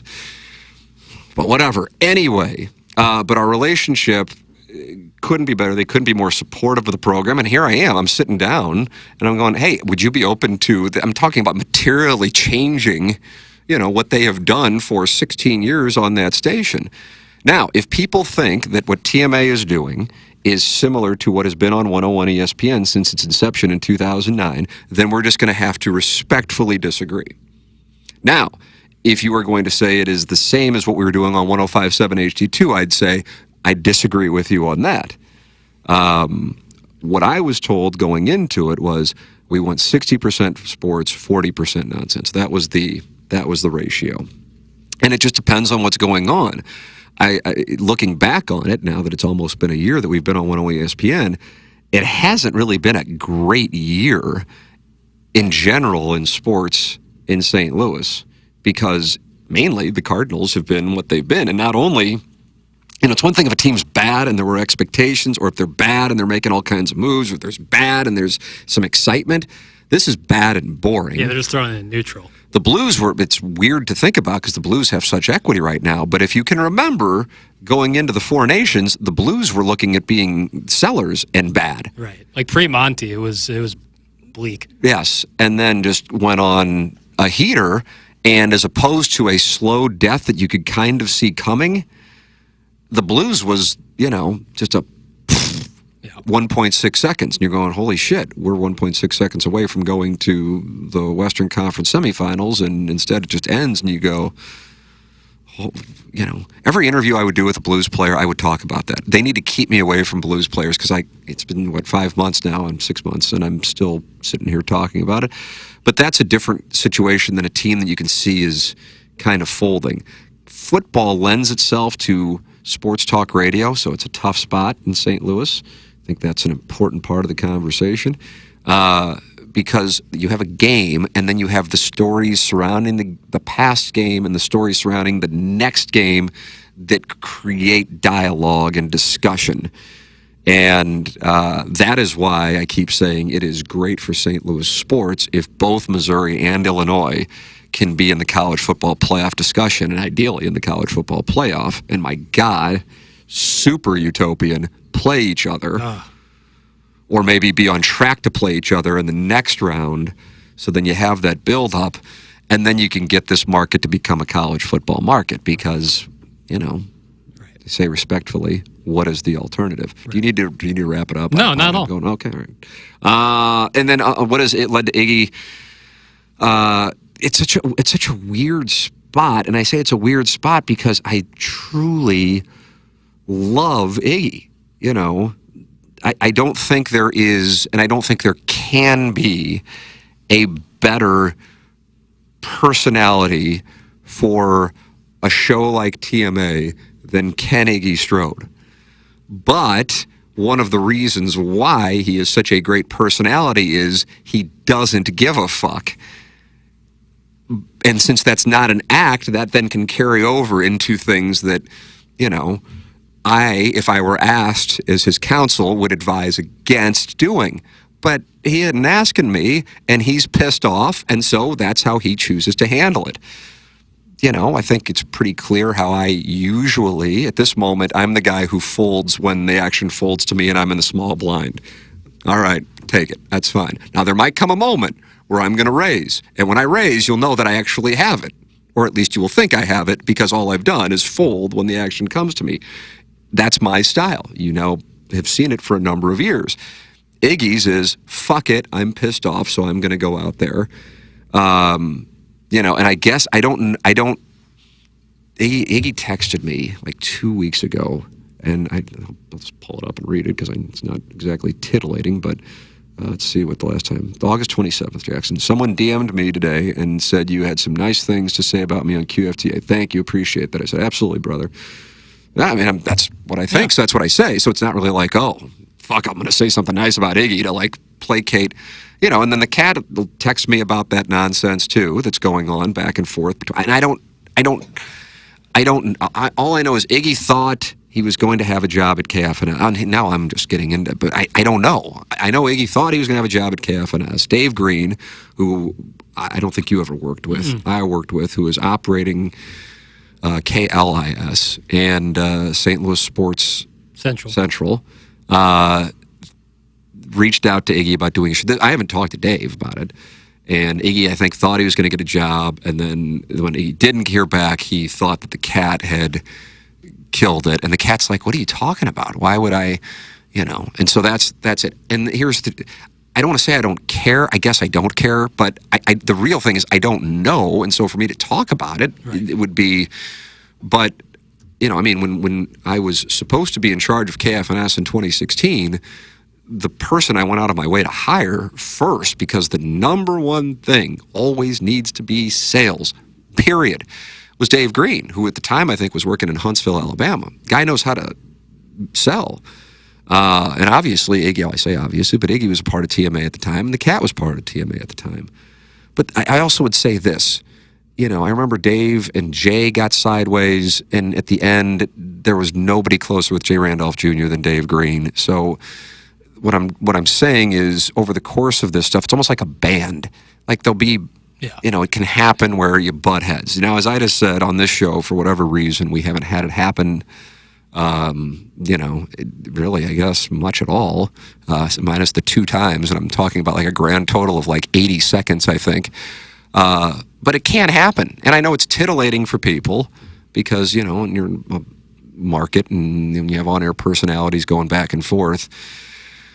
But, you know, there's part of me, it's like, when is this going to be over? And like Iggy starts working there. That's kind of what I think is going to wind up happening. But Iggy probably text me and go, no fucking chance. Or Dave might text me and go, no fucking chance. Or the cat might text me. I don't know. But I mean, it's telling, I don't know. But either way, I don't think that has anything to do with what Micah's asking me about. Right. Agreed. You don't want to touch this. Yeah. That's tight read. Yeah. It also isn't that big of a deal. I mean, honestly, right. That's and I guess he stopped doing it. I don't know. I think he hasn't done it in a while. I don't know, a while being like a handful of days. Yeah. I don't know. I don't know. And he says that because he'll pop up in our chat sometimes and say that the Cat and Cam are talking about him. Like, the Cat and Cam obviously have been parts of TMA. So I don't know. But I also don't want to not talk about it because Tim doesn't want to talk about it because I don't. Your silence is deafening. Yes, exactly. That's one of the things that you say on social media. Right. You quote somebody and say the silence is deafening. That's right. The silence on this issue is deafening. Thank you. Oh my God. Let's see. What else do we got? The best part of the picnic table was the tech issues. That's from Steve Gottsing's teleprompter. Jackson, this is a hard shake right there. Not my favorite part, I'll tell you that much. But didn't it go smoothly after the first day? Tuesday, Wednesday, Thursday. Yeah. Yeah, Friday. They were a lot better than Monday, for sure. People expressing their joy and love for the spring training shows. Yeah, the spring training. That was a significant thing. I think the people were kind of like, all right, I'm starting to get why they moved these guys over, even though the narrative was cost cutting again. Tax returns, I'm open. Just let me know where and when if you want to talk tax returns and pay cuts. But kind of like, yeah, I kind of am starting to get why this show has a following now. The spring training was the thing that won it over, which was great. And that's a credit to Pepas. And also, Hubbard sending Doty. Huge. And then fucking Doty going back and forth, driving back and forth in Tampa. Game ball, more and even more to Doty. Each day. It's crazy. He would drive from Jupiter, Florida to Tampa. Right. Go to sleep and then drive back from Tampa to Jupiter to set up. And it's not like that's an hour away. Nor is that an easy setup. There's not a straight interstate shot on that one either. No, and once he gets there, early as hell in the morning. I mean, it looks like a detective room in True Detective where they have all these different wires connecting to people, like The Wire. You got Avon Barksdale up here. He's got all these people connected. Wow. And don't do any spoiler alerts. I'm in the middle of watching it. We're in season 2. Tough season. A lot of longshoremen. Longshoremen. Stevedores. That's what that is. Stevedores, yeah. Don't spoiler it. Oh, it's the Greek mob, man. There's a lot of, the setup for it is quite difficult. And there was a lot of levers and pulleys, as they say. But we pulled it off. You pulled it off, boy. You and Doty. Martin, Doug, and I were just sitting there, and if a guest popped up, we asked questions. But there's sometimes you would helpfully, or Martin would helpfully identify them for me and Doug, because rarely in Cardinal spring training coverage history have we gone, no idea who it is. Right. No idea who it is. Kind of need a name tag. No idea who it is. Yeah. So Jackson always make the remotes bad. The haters don't understand it. It's what makes the show great. That's from Matthew Pasley. Don't call me Paisley. I appreciate that there is value in messing up, because that does make my life easier to know that the world's not coming to an end because of something like that. I've gone down a big rabbit hole of Stern having bands or musical artists into play, and really like the conversations behind the music, etc. Like Jelly Roll was a great one. That's from Eric Bishop. Woke and incel are 2 words that have lost all meaning. That's from Lex Luthor. Jackson, your thoughts on that? Certainly the former, I think, but it's lost all meaning. It just gets used for anything progressive, I think. Is that right? Yeah, I don't know. That's a whole separate podcast. Are you going to do that on Movie Boy? Not this week. But you never know, Sometimes I got to get thoughts off my chest. Let's see. Well, we got a lot in here. His edgy model, I guess we're talking about Stern, just moved to podcasts. There's still a huge audience for what he used to do in the 1990s. Yeah, it's podcasts. And I was listening to him back when he would shit on people doing podcasts. And I remember thinking, God, I think he's off on this, but it's Howard Stern saying it. Right. So I have to give it some credibility. But just because he was off on that doesn't. But hey, some people might not just like him. They might not like his politics. They might not like, that he's been very outspoken with regard to Trump. He's got a real big thing with COVID. One of the whole portions of that first segment that I listened to on his return show on Monday was how he got sick, which is why he missed last week. And I have to tell you, if you give me $1,000 and I got to bet it, I would short that market. I do not believe that. If I knew, for example, we had a significant thing on TMA, and I was and I've been sick, not like terribly sick over the last week, I'd be like, fuck it. Somehow I have to like call in at worst. I can't miss that. You know what I mean? Right. I'm talking like, you know what I'm talking about. He was supposed to come back and address all of these rumors last, I guess it would have been Tuesday, because it was a 3-day weekend with Labor Day. Right. And then he said he was just sick all week. And it's just one of those things that, you know, when you've done this as long as I've done it, you're now at 5 years, they're sick. And don't get me wrong, you get sick. It happens. It's never real fun, because not only do you miss a show, but then you know you're going to catch shit from the audience for missing the show. So you really don't want to. But if you have like something that has been a big buildup, and then you miss a week, I'm very skeptical on that part. I don't know why I went into this. Oh, but the podcast thing. But you can dislike it, but I don't know how you wouldn't be able to go, okay, the guy fucking killed it. As someone who used to listen to Rush's show for a long time, he used to do a lot of funny segments, fake interviews, but changed to a more serious commenter. If by change you mean in format, possibly. That is from Eric Bishop. Yeah, I was not a listener, which probably doesn't really surprise anybody, but you know, I certainly recognize that he set the stage for political talk radio. Let's see. I still think the funniest recent segment on TMA was Iggy trying to get a free bed from a sponsor for Hubbard. Well, let me correct and enhance the story from the Cardinal Cowboys pontoon. Do you recall what? Oh, I recall. So it was an email that was sent to the sales staff about an apartment and a bed sponsor, but he sent it to the president of the market, John Kiowski, who shares the same initials with Jesse Kiowski, his daughter, who handles our events. And so we were sitting in a sales meeting, and Jesse goes, yeah, Iggy sent my dad an email asking for a bed in an apartment. Yeah, it was and when that, and I still don't know if he intended to send it where he intended, but it's easy. He intended to send it to John. That was we asked him. We go, it's easy to mess this up. We thought in the meeting that he messed it up because Jesse told us that it happens often where people are emailing her thinking it's her dad. So we asked him, like, you know, you probably messed up sending it to John. You didn't mean to do that. He goes, no, I did. Which is another credit to Iggy, because absolutely he's gonna, he'll own it. Oh God, Landman is pure schlock perfection. That's Brendan Campbell. I've seen parts of Landman.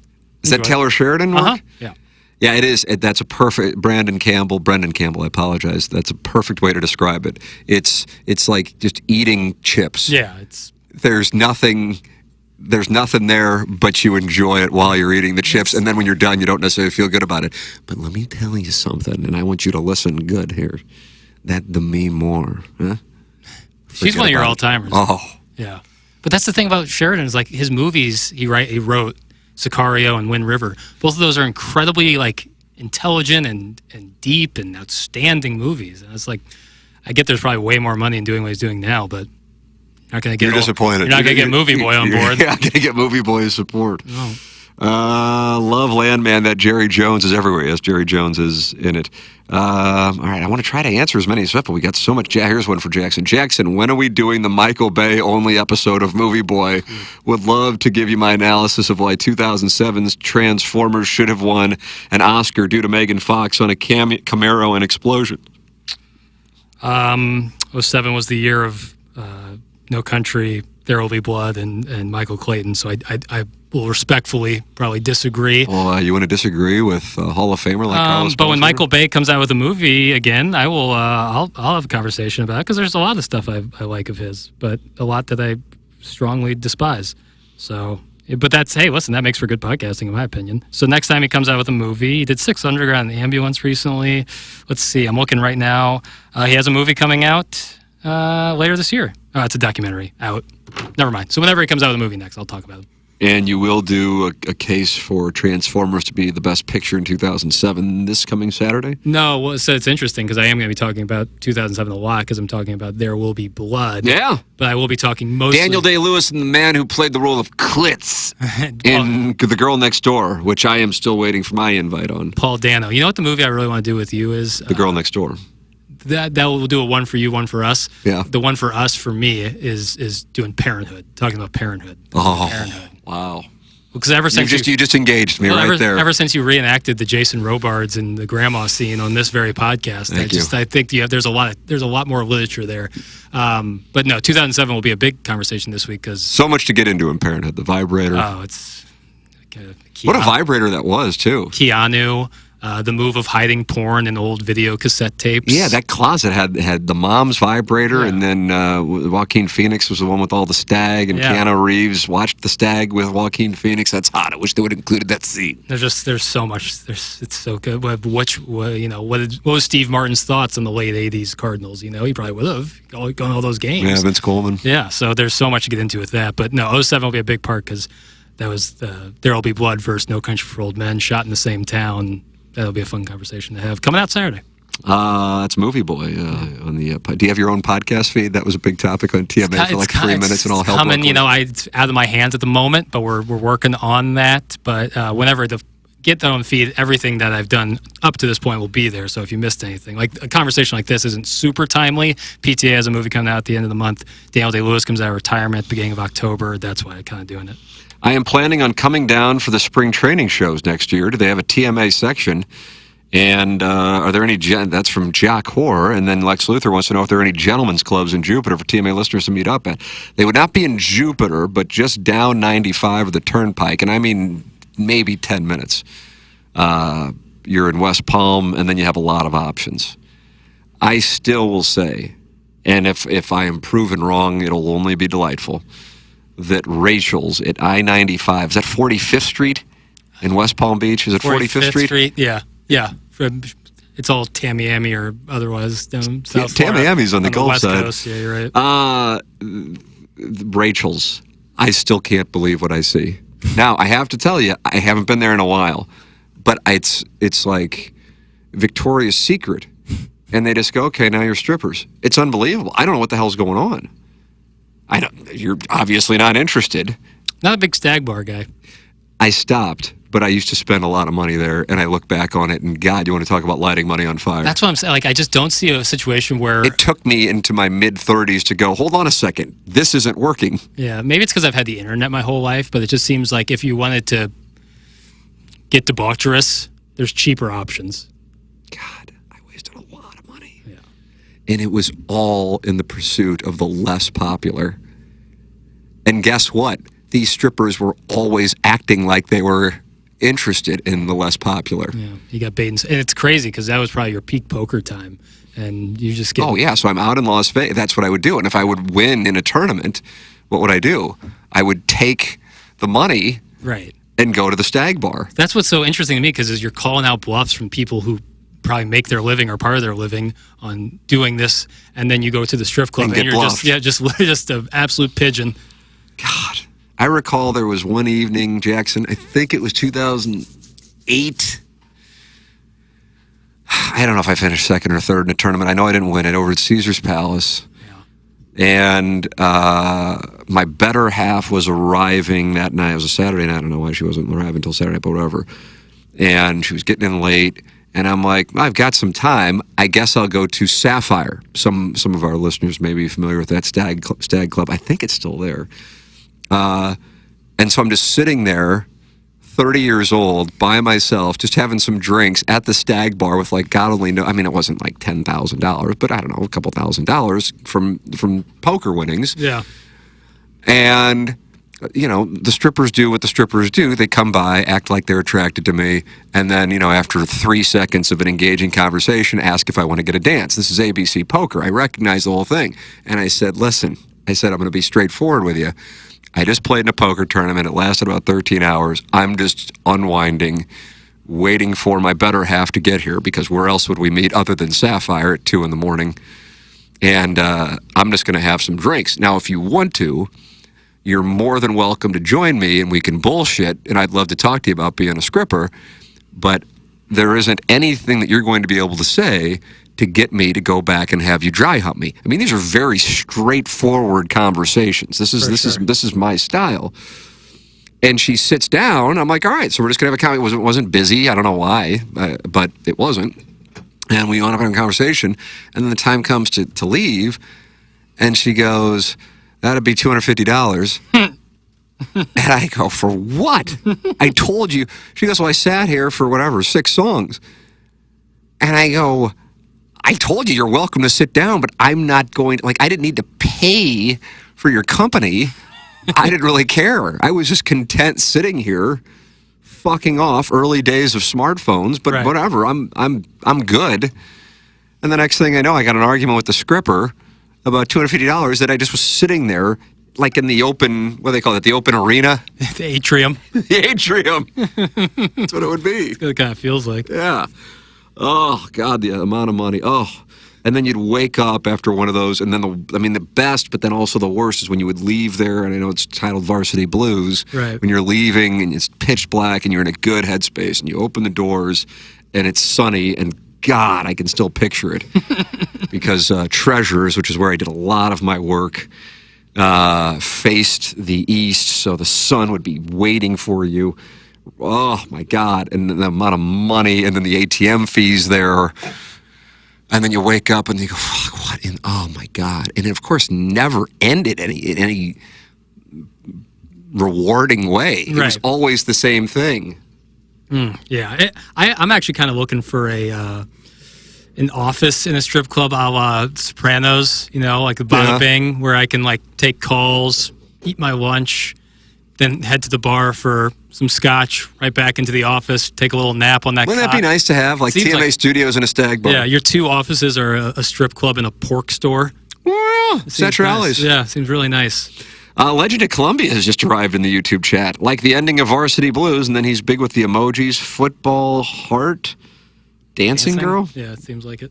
Yeah, that is accurate. Legend of Columbia called in, did he not, to clarify that he did not berate the hostess at CC City Broiler on behalf of me getting a table. Mm-hmm. You have dined there? Mm-hmm.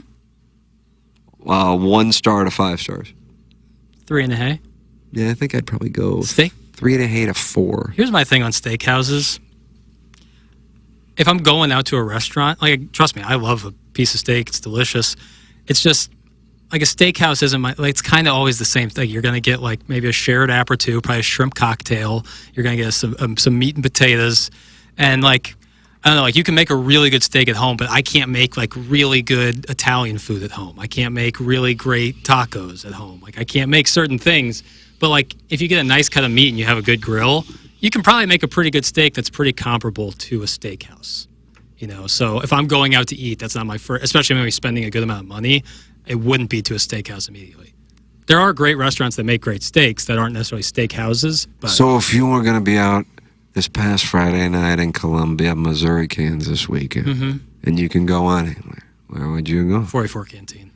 See, I like that. I wanted to go back there. Now, part of it, honestly, is because of what was going on. Yeah, possible. Sappho's, right. But the odds of her still being there are slim. Yeah. But I was all for that, and my wife wanted to diversify. I'm like, all right, sounds good. And then the weatherman from Elko, Nevada was able to make magic. Hey, listen, I get it. But 44 Canteen is just like my favorite spot. I love that place. I would have been all for it. It's great. It's great. I love the inside of it. It's great. Love that place.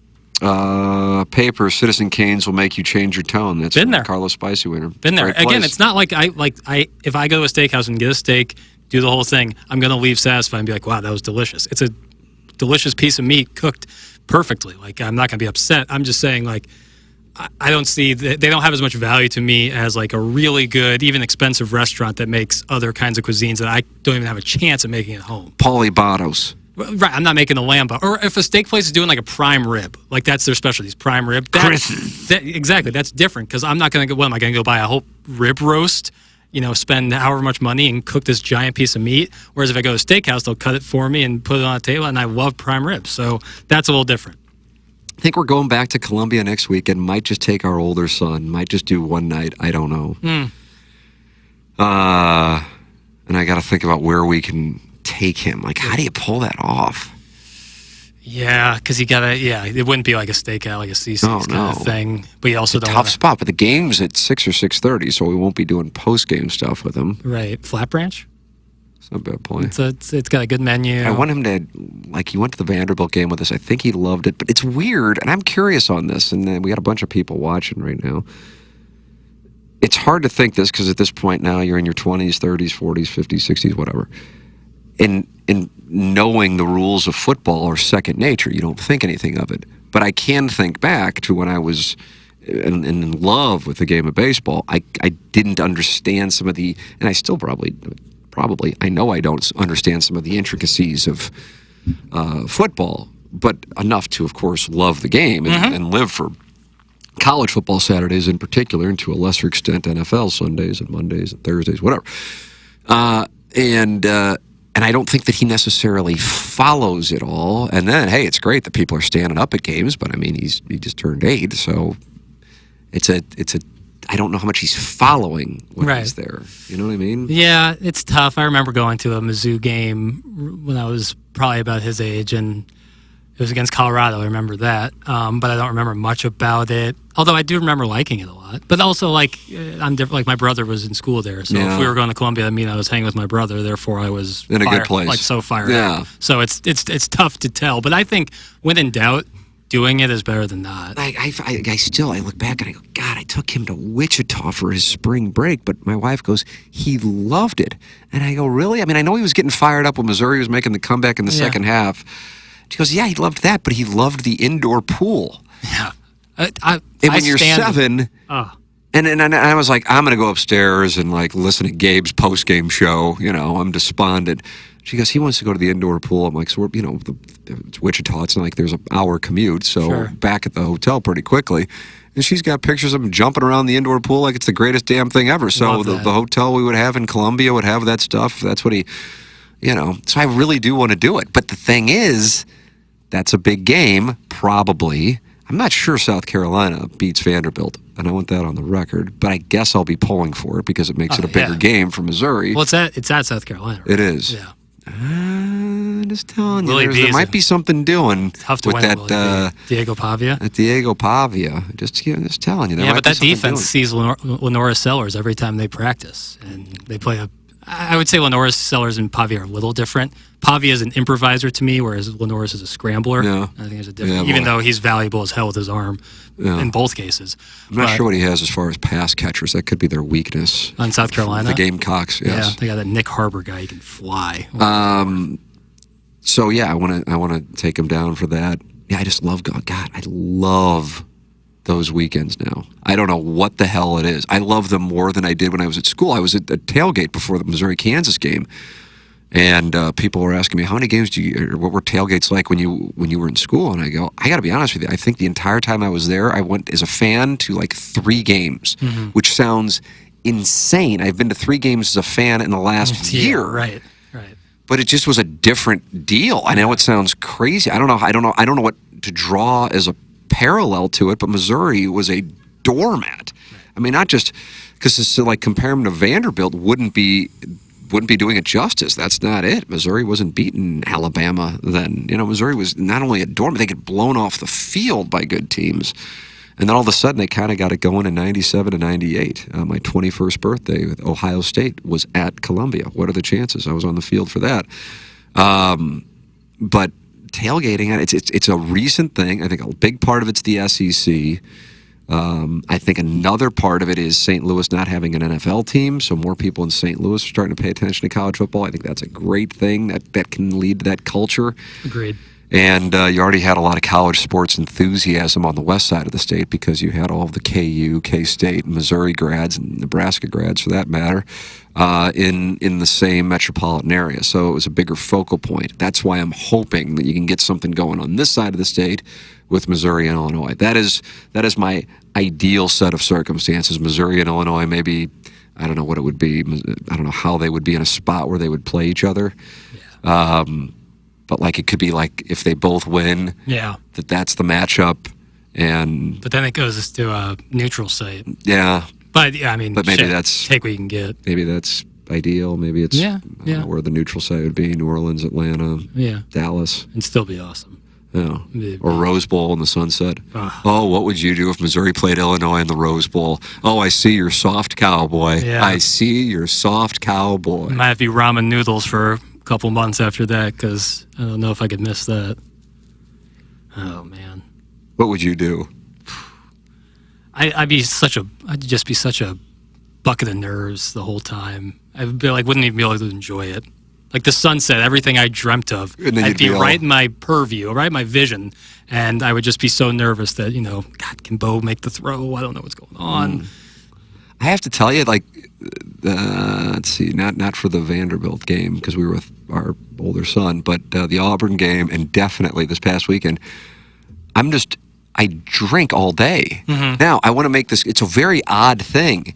I never get drunk. Yeah, because you're drinking light beer all day. It's just a combination of a bunch of stuff. Yeah. And I go, that's really surprising, but it's just constant, and it's wonderful. Right. Like the video that I posted on my Instagram that you said you immediately went volume up. Big time. Of Mr. Brightside, and you can see my betrothed dancing around.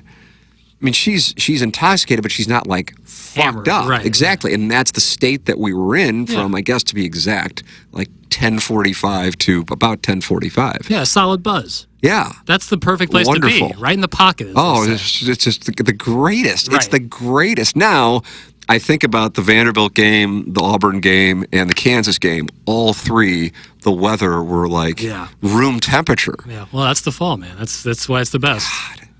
But what was it, Arkansas or Oklahoma, or both of them last year? The weather in Columbia was dog Arkansas, shit, right? It was snow. Right. It was snow on the field. Yeah, I mean, I'm not doing that for them. Fuck no. Right. Well, you might have to stay warm. You'll be drinking the brown liquor. Is that right, the brown liquor? Hammered. That's the thing, is like, I don't think you can really get blasted unless you start taking shots or like, drinking hard liquor straight. Like if you're drinking, even if you're at a beer and a half clip for 6 hours, you'll be buzzed and probably pretty strongly buzzed, but you're not going to be hammered. Yeah. Now, if at the end of each hour you take a shot, then you will be hammered. Different ball game. Then you will be hammered. Another thing that I did, it wasn't by intent, but we hadn't eaten. It's another quick way to Funtown. So we would get, what do they call them? Oh, pretzels? Yeah, nutritious AF. High in protein, low in carbohydrates. It's all protein. And I now I don't know, you picture the pretzel for whatever reason still being in its same form when it is in your body like a gerbil. So all it's doing is it's acting as a sponge on the booze. Right. It's like a cartoon version of biology. Yeah, right. And so it's just sucking up the alcohol as opposed to any of the other liquids in your body, none of the blood. Right. We were 70% water, of course. And I'm going, it must be sucking up the alcohol, which is why we're still functioning, going into my house for the 2 inches of raw sewage that's on the women's bathroom floor. That is not hot. No, drunk math. Drunk math is... Were you aware of this 2 inches of raw sewage on my house's floor? And does this go on everywhere? It was worse when I was in school. Really? Yeah, but they redesigned it as a whole thing. They had a sewage issue for a while. At that particular location, really? Yeah, really bad. My wife got out of there and she goes, I don't know how these girls are doing it. Nobody even reacted to it, but we're walking through 2 inches of raw sewage. It's everywhere. There's nothing you can do. It's just on the floor, but nobody reacted to it because it's like, well, we gotta go, so this is what we're going to do. And I gotta tell you, not hot. So let's say you're in a spot, you're a young man, young bachelor, and you take one of these lasses home from my house, you survive that whole song and dance as it is, and now you're back at your domicile, and you're going to engage. I would imagine at some point you do the shoe removal, and you're going to go, oh boy, what's doing here might kill the soft cow, and now we've got a situation. I played this out in my head. College, at least from my experience, puts a pause on all sense of decorum and class. Like, because you're taking them back to your domicile, you're not taking them back to, a penthouse on Fifth Avenue. It's probably a step above what was going on at my house, but a small step at that. Like raw sewage is everywhere? Like, I recently went to a home of somebody who's a little more fresh out of college, and their house looked like a house in college, and I was like, I know this is what I used to live like the Ken college. Dog. No, the Ken Dog has a lovely home with his girlfriend, but is a different person, and I was like, I can't believe I used to live like this, but I know I did, and it's like, I cannot believe that this is how it happened, but I knew I didn't think much about it at the time, because that's just how everything was. No. So yes, everyone knows it's gross when it's happening, but it's like, you just kind of put up with it, because in your mind, it's all a part of the journey you're on. And yet, as I know I've talked about on this podcast before, in a short amount of time, I had 2 girls that I was with, both adamant that I not take their socks off. And I live by this tenet: socks aren't sexy. Yeah. Salmon, Trout's terrific salmon socks. That's correct. Matt Weiner, NBA television. Right. And socks aren't sexy. And it was one of my girlfriend's low so many years ago. And I still don't know what that was about. To each their own. Mm-hmm. But there must have been something doing. I couldn't help but think that. Oh, yeah. So what I'm saying is, if I'm aware of raw sewage and I'm fine with that, but damn it, you best not take off my socks, which is just kind of a standard operating procedure in the disrobing. Yeah. It'd be weird to be naked as a jaybird, but still in your socks. That's what I was dealing with. Yeah, it's not hot. I think in a matter of like a week. Yeah, I dealt with that. And I'm going, I wonder what's going on here. Yeah, I dealt with it once, and it's not great. Because where do you go? I'm like, oh, there's some insecurity here, and insecurity isn't hot. It's like somebody like all over, their rearview mirror Instagram duck lip thing. Right. And it's not like, and again, we do not kink shame. We don't. But it's not like I'm yearning to see the feet, the tootsies. I'm not. But like if I saw the foot barefoot, I wouldn't think of it like, oh, wow, so hot. I would just be like, that's normal. But when I see the socks, it's like, why are they still on? Like, I get that Lexington Steel does it, but that's kind of like his trademark to have the knee brace and the black compression socks. Like, that's the brand. Like he's David Robinson. But I don't get why these 22-year-old women in 2000 or 1999, whatever the fuck it was, were adamant. I'm just like, okay, hey, whatever. Again, you know how passionate we are about not kink shaming. No, I hate to do it. It wasn't like I was like, oh, I can't wait to just like, it's just what you do. I'm taking off the drawers, I'm taking off the shoes, I'm taking off the socks. But I'm taking it now to September 2025, and if I'm removing shoes and socks and I smell raw sewage, I'm going to have a soft cow deflate situation. For sure. And now all of a sudden, word round town is, hey, the boy on TV is impotent, and we got a problem. And in reality, I got to go, well, you had raw sewage on you. Yeah, this is a situation where you're like, you go to your shitty college apartment that's in the disarray like you wouldn't believe. You're like, yeah, we have a policy here. You got to take your shoes off at the door, Yes, because I know you've been at my house and you've been walking in raw sewage. Yeah. I love it. I love it. I know there's probably like a bong over there to the left that's like been filled with Gatorade for 2 weeks. There's white powder all over the glass table. Right, yeah, like there's a half-eaten Pop-Tart on top of the toilet, but you're going to need to take your shoes off at the door. Because this is classy. Yeah, that's right. What is the title of today's episode? Well, fuck it, we can't do that. Tallest man in Bolivia. Yeah. What's a concubine? And then fuck. I would vote what's a concubine. All right. Yeah. I'll go what's a concubine. What's a concubine? Is concubine an offensive term? I don't really know what I don't know. Let's go with tallest man in Bolivia. Tallest man in Bolivia. All right. Well, that's what I'm going to be. I'm going to go down there and I'm going to be the George Clooney of Bolivia. Yeah. That's going to be huge. I think so. I think it could be really good.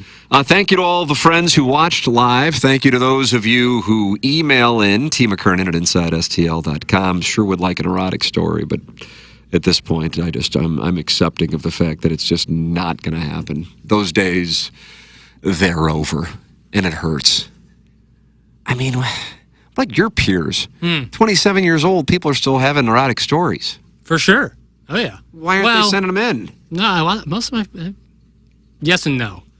Yeah, I think the peak time for erotic stories is your last 2 years of college into your first 2 years of being an adult. Yeah, probably. Because after that, you probably find someone settle down, or you go into a cycle of dating, and you might have like a one-off erotic story, but not consistent. Well, as I've said about anything that I could possibly run into at this point. And I think that's the perfect verb. Run into. Right. Because that's what it would, I just run into it. Mm-hmm. There'd be a bunch of damaged people involved. Yeah. That's all that can be. That's all I've got the rest of my days. There's no scenario in which I'm not dealing with damaged people. Me being wearing the sea of the damaged people. Yeah. You see what I'm saying? But I also think that, and I'm not the age, nor do I know that many people in that age range, but like, how many people post 40 aren't a little damaged, In some shape or form. I'm gonna politely say I think plenty have have it all kind of, I mean, Damage handled. You're talking about unhandled damage? I mean, they're just they've got their careers. They're probably doing okay, most, and probably have families. And it's kind of, so when I say run into, I'm talking about, let's say I'm in a group sex scene here, and I'm at 48 years old. We're not dealing with at that moment a bunch of CEOs, and there's damage everywhere. Right. See what I'm saying? I see what you're saying. Yeah. There's no way that at 27. You can have people full of aspirations. They might be on the booze, the brown liquor. Yeah, the Forbes 30 under 30. Could be, orgy. The party. That's exactly right. Yeah. But at this spot, damage. We've got divorces. We've got who's weekend with the kids. Yeah. I'm still snorting horse. Probably shouldn't be. Right. But here we are. Right. I just got in an argument with my girlfriend. Fuck it, I'm firing up the apps, and the next thing I know, here we are. Maybe an ankle monitor got taken off in the last couple months. All kinds of issues. Yeah. That's what I'm going to run into. Yeah. Your erotic stories can be erotic stories that we want to hear about. Pure of heart. Pure erotica. Pure erotica. That's what your age range with the best can provide. intentions. Yeah, right. Of course. Mine would be, well, unfortunately, she's coming off of her second divorce. Her husband had dropped by the house. The divorce wasn't finalized. She was crying. She was up at the bar drinking whiskey, and she started flirting with my wife, and clearly she was looking for a friend, and the next thing we know, we end up in bed, and then she woke up and goes, oh, God, I got to pick up my kid. That's the kind, you see what I'm saying? Right. It's there. There's the MFF. But unfortunately, you got a domestic situation. You got a ocean. You can't bask in the afterglow of the orgy. No, you've got all kinds of shit going on. Time to get busy. Probably cigarettes. Honestly, 100%. Yeah, I mean it's operating at a 99%. Somebody's having. I have to tell you, one thing I noticed while I was like, I think I'm going Travis Scott Astroworld at my house. Yeah. I was walking out and I made the observation. Everybody has the Bo Perbula haircut. That's right. Nobody smokes. No, not cigarettes, but they vape or right. Zyn. But nobody the smoke. That used to be just something that like everybody smoked when I was out in Colombia, and now no one smokes. And that I would tell you is progress. Yeah. But if I were to engage in group sex, somebody would be smoking. For sure, you might not even have a choice. Like a non-smoker might be like, I need this dart. Yeah. And then not to mention, if you're bringing that situation home with the damage, there might be a raw sewage situation. But if it's in a sapphic term, you could fight through that raw sewage. Oh, you better believe it. All day. I absolutely would. All telling day. you, my birth, it's my birthday in 17 days. 17, yeah. God, what do you think the chances are? Whatever the chances were last year, and then subtract another percentile. I agree with you. It's decreasing. Yeah, it's just. Can you be less than zero? Robert Downey Jr., good or bad? Less than zero? Don't know if I've ever seen that. I think he might orally service a guy for drugs. Somebody will look he's gay into in that. Kiss Kiss Bang Bang, I'm pretty sure. Shane Black movie, but. Well, maybe it'll be a movie boy when I come by to talk about parenthood. Boy, that'd been really early De Niro or Downey, right? Yeah, oh yeah. That's a great cast. Him and Spader, Andrew McCarthy. Hazy Shade of Winter, The Bangles, Susanna Jamie Hoffman. Gertz. Where'd she go? She married Kevin Kline, did she not? Priory Zone? No, Tony Wrestler. He's married to a guy named Tony? Wonder how that's playing at Priory. Jamie Gertz is married to Tony Wrestler. Who am I thinking of? Phoebe Cates. Phoebe Cates. She of... Fast Times. Right. With the great Sean Penn. Yeah, Jamie Gertz was in The Lost Boys. Speaking of guys who smoke, Sean Penn. Yeah. Jamie Gertz, Lost Boys, Less Than Zero, Twister, 16 Candles, and of course with Sarah Jessica Parker on Square Peg. Yeah, I think she's a real wet blanket in Twister. Oh, really? What's going on? I think she plays... she's anti-tornado? Definitely. I think she plays, what's his name's... Yeah, she plays his erstwhile lover. Bill Paxton. Thank you. May he rest in peace. Thank you. All right, Jackson. We've done our work. How long did we go? 2 hours and 20 minutes. Just shy of 2 hours. Wow. All right. I think we've done our work. I think we've said it all. Oh, yeah. How can you say we didn't say it all? Great pod. I think. How can you say we didn't say it all? Yeah, great day of shows. Put them together. Yeah, and then don't even forget, you weren't even part of the spread zone to know what's going on there. Right. The spread zone's 60% conversion right now against the spread. I'll take winners from anybody. Holy shit. I don't know what's going on there.